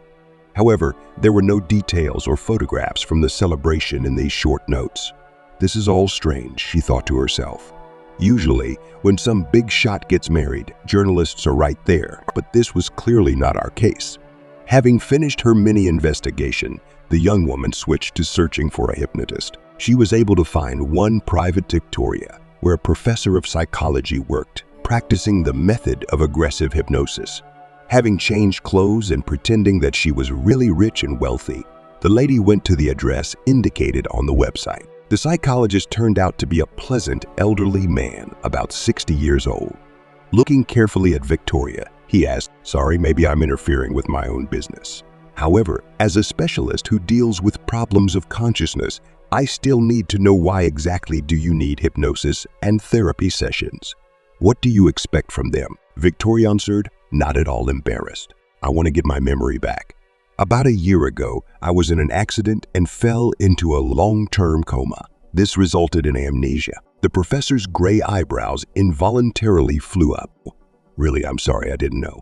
But wait, you say you came out of the coma a long time ago. Why then don't you remember anything?" Victoria hesitated for a minute, thinking how best to explain the whole situation to the psychologist. Finally, "It's not that I don't remember certain moments. The problem is that I don't remember my life before the accident. Absolutely nothing." The professor looked at her somewhat surprised. "Oh, that's how it is. Oh, but this is impossible." Finished for him. "I wanted to say, it's very strange, but your option is also quite suitable." The doctor said with a soft smile. "There are, however, some things, but they flash only for a fraction of a moment, and then again become almost intangible." She spoke quietly, Victoria, and told the psychologist about her visions and dreams. George, that was the doctor's name. He agreed to help with interest Victoria, since this was the first time I encountered such an interesting case. He assured the worried woman that the hypnosis sessions were absolutely safe for her psyche, and she should not worry about anything. "The only thing I have to warn you about," said George, "don't expect a lightning-fast effect. Sometimes it may take up to 6 to 8 sessions for a person to remember and restore missing memory block, and sometimes everything works out almost the first time. It all depends on the depth of psychological trauma that you appear to have suffered during the accident. It was she who made your memory block something that still hurts you." And Victoria nodded at him, although she was incredibly worried about what she could remember. But as soon as they started their first session with the psychologist, then it was their turn. George be a lot of surprise. "Oh, I'll be honest with you. This is my first time with a patient like you," he honestly admitted to the young woman. "Usually I can pull out from my consciousness at least something related to early childhood or adolescence. But you..." The psychologist spread his hands and smiled slightly confused. "You are like a blank sheet of paper, a notebook with only white blank pages inside." Victoria felt the blood gushing from her face. "Is that possible?" The doctor thought for a moment and nodded. "Yes, but only if during treatment you were treated with potent drugs in sufficient quantities. They can not only destroy memory, but also completely erase the identity of the person taking them. If this is possible, I would like to see your medical record. This would help us shed light on everything that is happening." Victoria sadly shook her head. "I'm afraid it is impossible. My husband probably has the card, and we are, let's say, not on the best terms right now." In response to this, the psychologist only shrugged his shoulders. "Well, then we can only hope that your memory will gradually relax and release all the information you need." She returned to the hostel that day very disappointed. What the doctor said. After all, it could very well be true. Jack never told her about the methods that doctors used on her in an effort to restore the functioning of her brain. A week passed and she still didn't remember anything, although 3 sessions had already passed. Georgie tried to use different approaches, even going as far as art therapy, all just so that at least the slightest glimpse of memories appears inside the head. But it was all in vain. At some point, Victoria even almost resigned myself to the fact that for some reason I would never be able to remember my life before the accident. However, the doctor assured her that it was too early to give up. "I'm sure that we can achieve at least some result," the psychologist insisted. Victoria, I almost lost hope. The saddest thing is that I no longer saw flashes in which that mysterious man and little boy would appear. Was it really just a figment of imagination? In despair, the woman thought about this, wiping tears from the corners of her eyes with a handkerchief. After all, she so wanted to believe that it was these people who carried the key to her personality and past life. At the third session, something strange happened, and when the psychologist had already put the woman into a trance, a fire alarm suddenly went off above them in the office. The smoke detector began to make a heart-rending squeak, and George jumped up from the table in surprise. Victoria She felt a strange feeling, as if something similar had happened to her before. Since she could not get out of the trance without the help of a psychologist, she tried with all her might to cling to this feeling of déjà vu, hoping that it would at least lead her to something, and she succeeded. The fog in which I had been wandering during the hypnosis sessions, all this time suddenly began to dissipate. Images from the past flashed before the woman one after another. They fell upon her with such furious force that it seemed that if it could be described physically, then Victoria was literally knocked off my feet by the strongest water flow, which all these months had been held back by an artificial dam of chemicals. Victoria She suddenly felt short of breath, and she tried to open her mouth wide to breathe, when at that very moment I felt the acrid, bitter smoke. And inhaling this smoke in my memories, Victoria finally remembered everything. Her real name was Victoria, but her last name was different, and Jack was not her husband at all. Just a little over a year ago, the woman had a completely different, absolutely happy life. Her real husband's name was Pablo, and he really was the same broad-shouldered, handsome man from her knowledge. Pablo is a businessman specializing in the agricultural segment. Simply put, Victoria had his own huge farm in another city, and also a small breeding laboratory, where she herself bred new varieties of flowers and some types of other plants. Victoria, I've never worked as a model. The woman remembered that she had a biological education behind her. She learned French while still a student on a course 5 years ago. He even lied about her husband's parents. They really died, but not at all in the way he described. There was no sign of anyone going there. I was just a very late child with my mother and father. They were already over 40 when the girl was born. Mother Victoria died of a stroke when Victoria turned 19. My father died much later as a result of a fishing accident. The man fell through the ice and died from hypothermia. So there is not a single word of truth in the words of the imaginary husband Victoria. Never happened. Pablo Theodore, the woman whispered in a trance. My dears, how could I live so long without you? Where are you, my dear ones? Theodore is the name of their little 3-year-old son, whom the couple loved more than anything in the world. Pablo and Victoria could be called an ideal couple. Their life was also the same until he appeared in a Jack.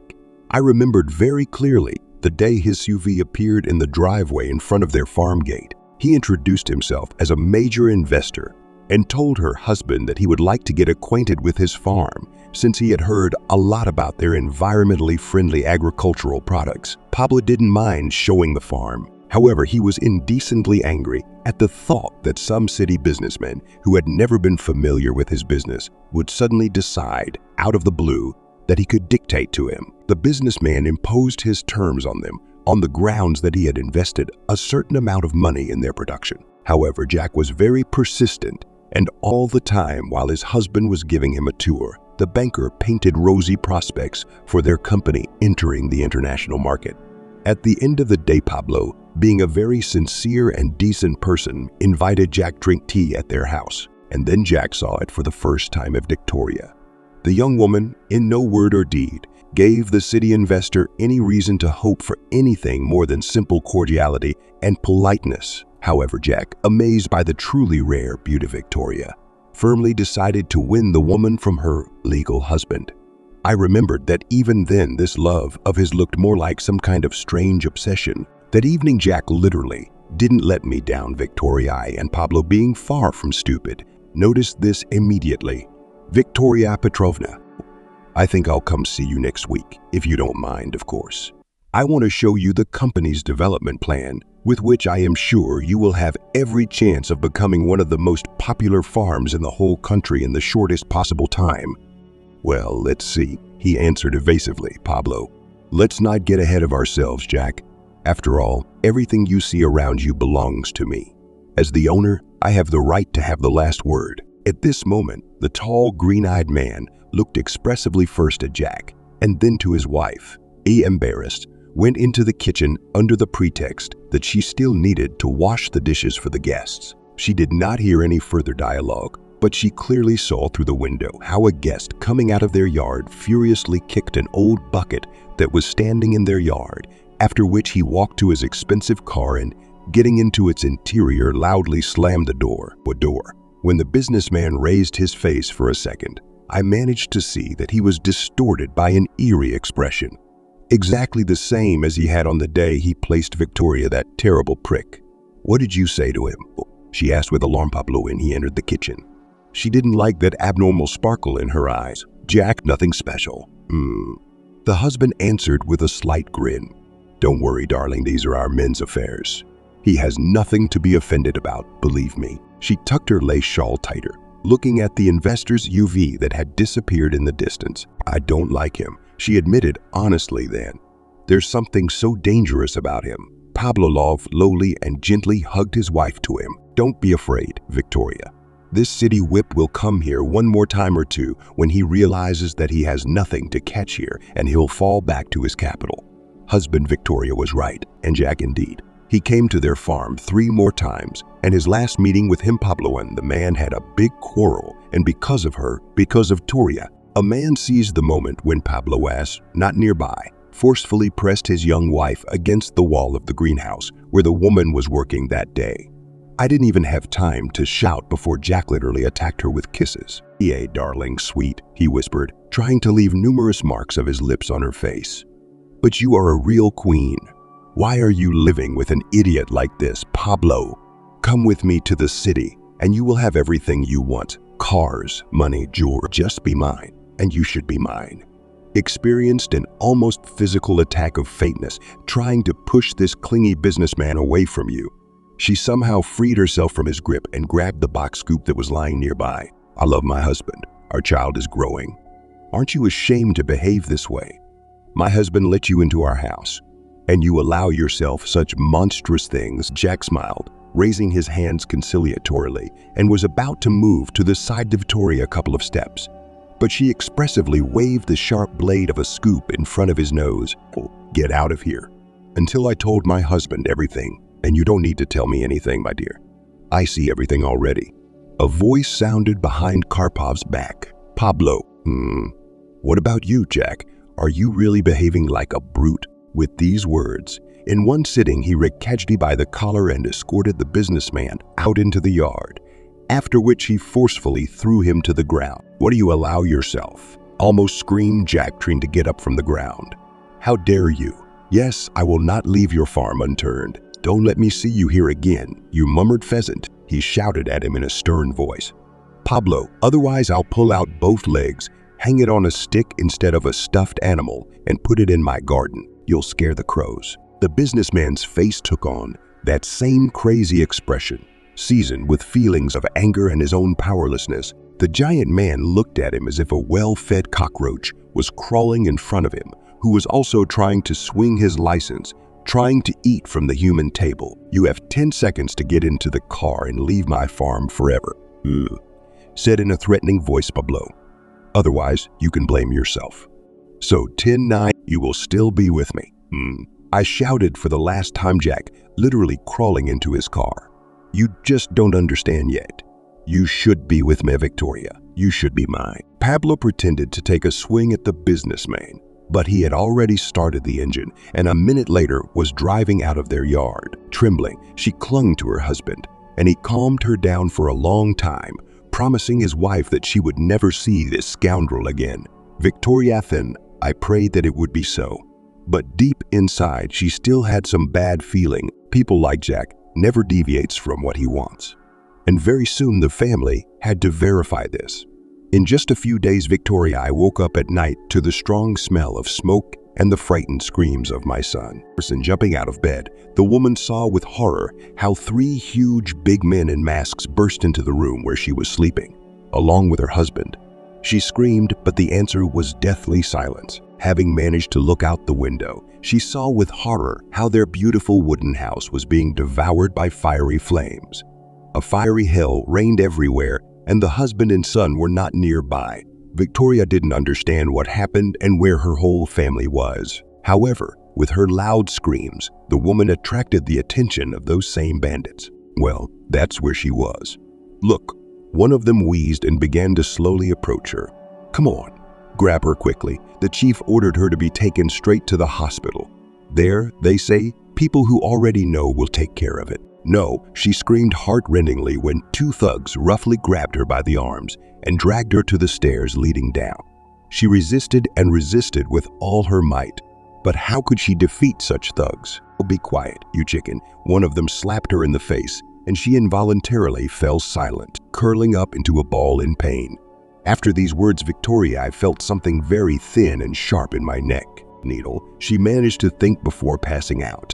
They are trying to poison me with something. I remembered everything else very vaguely. The faces of some doctors in white medical masks were bending over her, and from time to time, a satisfied face appeared. Jack. Apparently, he initially sent her to some private clinic where they treated her so well that they completely erased the young woman's memory of her past family and life. Victoria, I heard someone's voice through the memories. Victoria, wake up. Listen to my voice. Wake up to the count. She suddenly opened her eyes and sat down on the couch where she had been lying all this time, immersed in her own memories. George, it turned out I remembered everything, from the excitement of the hands Victoria shook with small tremors. But still, she was happy that she got her memory and personality back. Victoria, you screamed like that while you were in a trance. The psychologist began in confusion. I didn't understand much of what you said, but it's obvious that you were having a dialogue with someone. The woman stood up and warmly thanked the elderly doctor. Thank you, Professor. I can't explain everything to you now, but I very urgently need to go to one place to make sure that everything I saw is real. Just don't forget to look at me again later. We need to fill out some paperwork regarding the work done. Necessarily. She firmly shook his hand and assured him. And now, excuse me, but I really need to go. The psychologist could not hold his client. He just smiled and wished her luck. Oh, I'm glad you were able to find yourself again. That's all he said. Me too. She nodded to him. Victoria, if it weren't for you and this fire alarm, I don't even know what would have happened to me next. Pushing from the psychologist straight to the station, Victoria waited for the first train going to her city and jumped inside.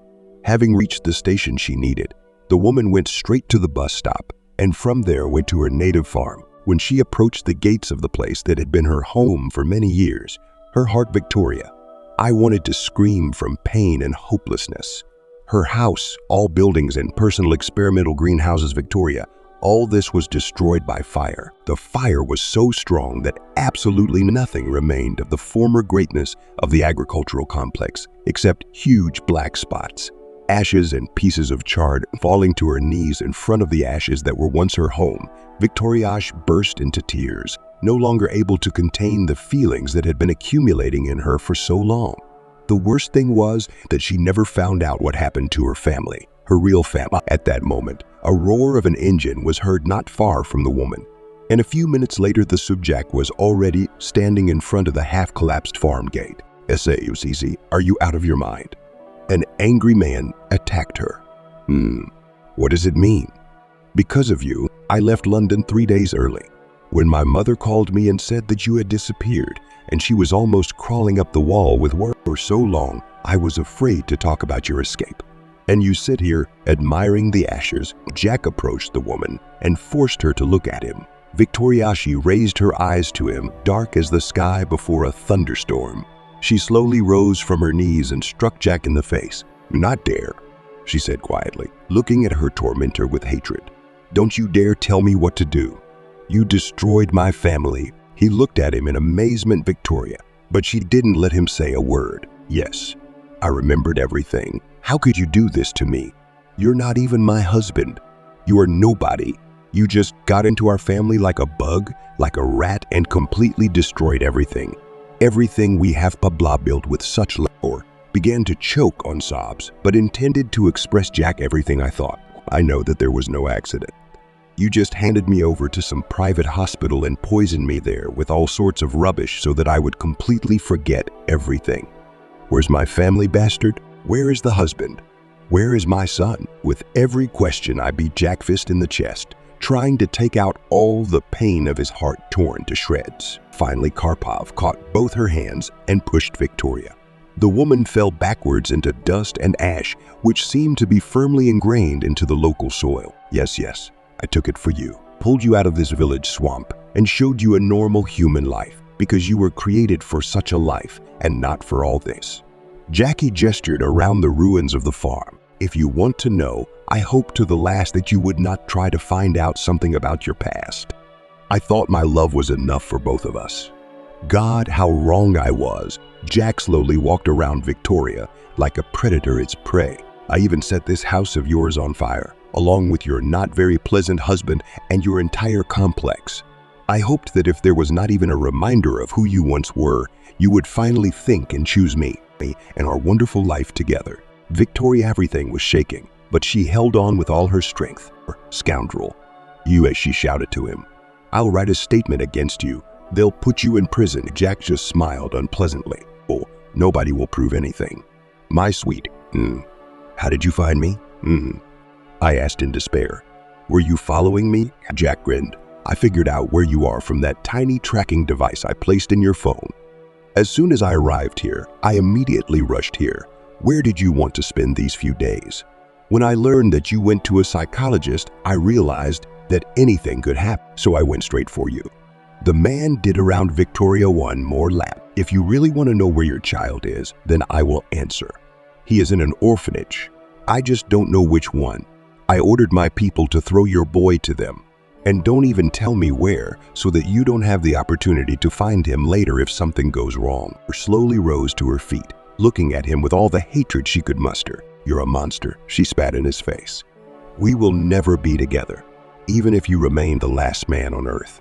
Even if you looked at me, I have all my memory and I won't remember my own name. We will never be together. Do you hear? Never. Because I hate you and I will always feel this hatred in my heart. How I felt that you were nobody to me. How I felt that I had Pablo, a man whom I will love with all my heart always, even after his death. Exhausted, she bent over and expected that the businessman would probably just want to kill her now. But to her great amazement, the face Jack distorted by a grimace of real mental pain. However, this only lasted for a moment before contempt flashed in his eyes again. Stupid. What a fool you were, Victoria. I gave you everything. I gave myself all to you, and you, an ungrateful, hysterical woman, for some reason got involved in something that you should not have known at all. Jack kicked the woman forcefully in the stomach, and Victoria immediately gasped in pain. Midges flashed in her eyes. Sorry, he said, pulling out the barrel. Did you ask for it yourself? Me, if only you would listen to me and not your stupid heart. Everything could be completely different now. Victoria, realizing that the inevitable ending was coming for her, closed her eyes and whispered quietly, Pablo, darling, I'm coming to you, my beloved. And at that same second, she felt a shadow fly past her. There was a roar, but the woman did not feel anything. She only cowered in horror. Opening her eyes, she saw someone big and strong striking Jack blows one after another, knocking the barrel out of his hands. You bastard, take it. She heard a painfully familiar, quiet voice. Pablo May, not believing her ears, she said, Victoria, you, is it really you? Pablo knocked out the villain, slowly recovered and turned to his wife. Rushing to his wife, he grabbed the police in his arms and tenderly squeezed them in his arms, exhausted by sobs. Everything is all right, my dear. Now everything will definitely be fine. I'm alive. He's alive too. He nodded towards the scoundrel. Don't worry, this bastard will still live. He's only now in the cell. I filmed everything on video, how he mocked you and what he said about our farm here. I think this will be quite enough for the police. And Victoria, she carefully pulled away from her husband. Pablo, tell me what happened then.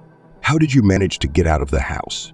Theodore, did you hear what he said about our son? The giant man stroked his beloved's cheek and smiled tenderly at her. Nay, calm down, son. At home, we now live in another city. I couldn't stay here knowing you were dead.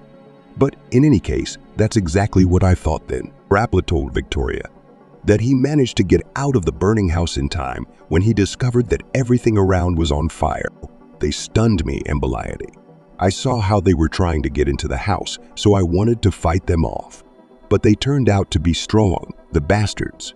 I woke up already in the back room. Apparently, they hoped that I would burn there alive and burn, but they didn't know that we had a small passage there. I accidentally blocked it with garden tools, and it seemed like I couldn't see it from the inside. Pablo looked around to see if everything was Oakjack, that is, whether he came to his senses. Fortunately, he remained unconscious. I got out through him. First, he broke the glass, and then he unrolled the boards to make it more convenient. Explained to my wife Pablo. After that, his look became incredibly sad. He hugged again Victoria. She answered him, "I buried you, Victoria." He said slowly, When the fire was put out, all I found was your bracelet and ring. I thought you just died in the flames." No, they put me to sleep and took me away." "You heard?" "Yes. And he will have to answer for this in court. You'll see," the man assured her, righteous anger burning in his eyes at that moment. "I found my son almost immediately.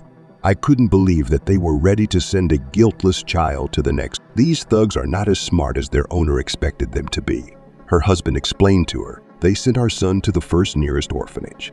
I didn't even have to go to the neighboring region. He took it right away. He, of course, was pretty scared, but it's okay, he's a strong guy." He says, "I was waiting for you to come for me. I believed that you would take me away from bad people." Victoria Shea no longer restrained her emotions and kissed her lawful husband deeply. "Take me to our home." "Please," his wife asked. "I really want to see my son, and I really want to be with you in our new home." Pla smiled, and wrinkles gathered in small groups at the corners of his eyes. "Of course, my beloved. Let's just call the police first. It wouldn't do to just leave this gentleman like that." When the outfit arrived, Pablo explained everything to them in detail and showed them the recording. The investigator was shocked to learn that such an influential person could commit such a monstrous crime because of a banal obsession with a woman, even one as beautiful as she was. Victoria, now, to the false husband Victoria faces a long prison sentence. His mother, having learned about what had happened, immediately left for another city. She no longer wanted to help her son with his crimes. "You made the mess yourself, now clean it up yourself," she said. "Goodbye, Jack." Pablo and Victoria returned to their new home, located in a neighboring town. Pablo, who had lost almost everything, did not lose heart. He hoped that eventually he could build a new farm for their family and start over. He still has connections with some of his former employees, so he has no doubts about success. Theodore, having learned that his mother was alive, he took it for a real miracle. The baby, who is almost 5, now lights a candle at home because he loves her very much and missed her very much. All this time until Victoria was actually in captivity of the businessman. The family is back together and now truly happy. After all, they were able to pass such tests that not every person has to endure. Victoria Ashe sincerely believes that only devotion and faith in her heart helped her ultimately remember her beloved husband and son and rediscover herself.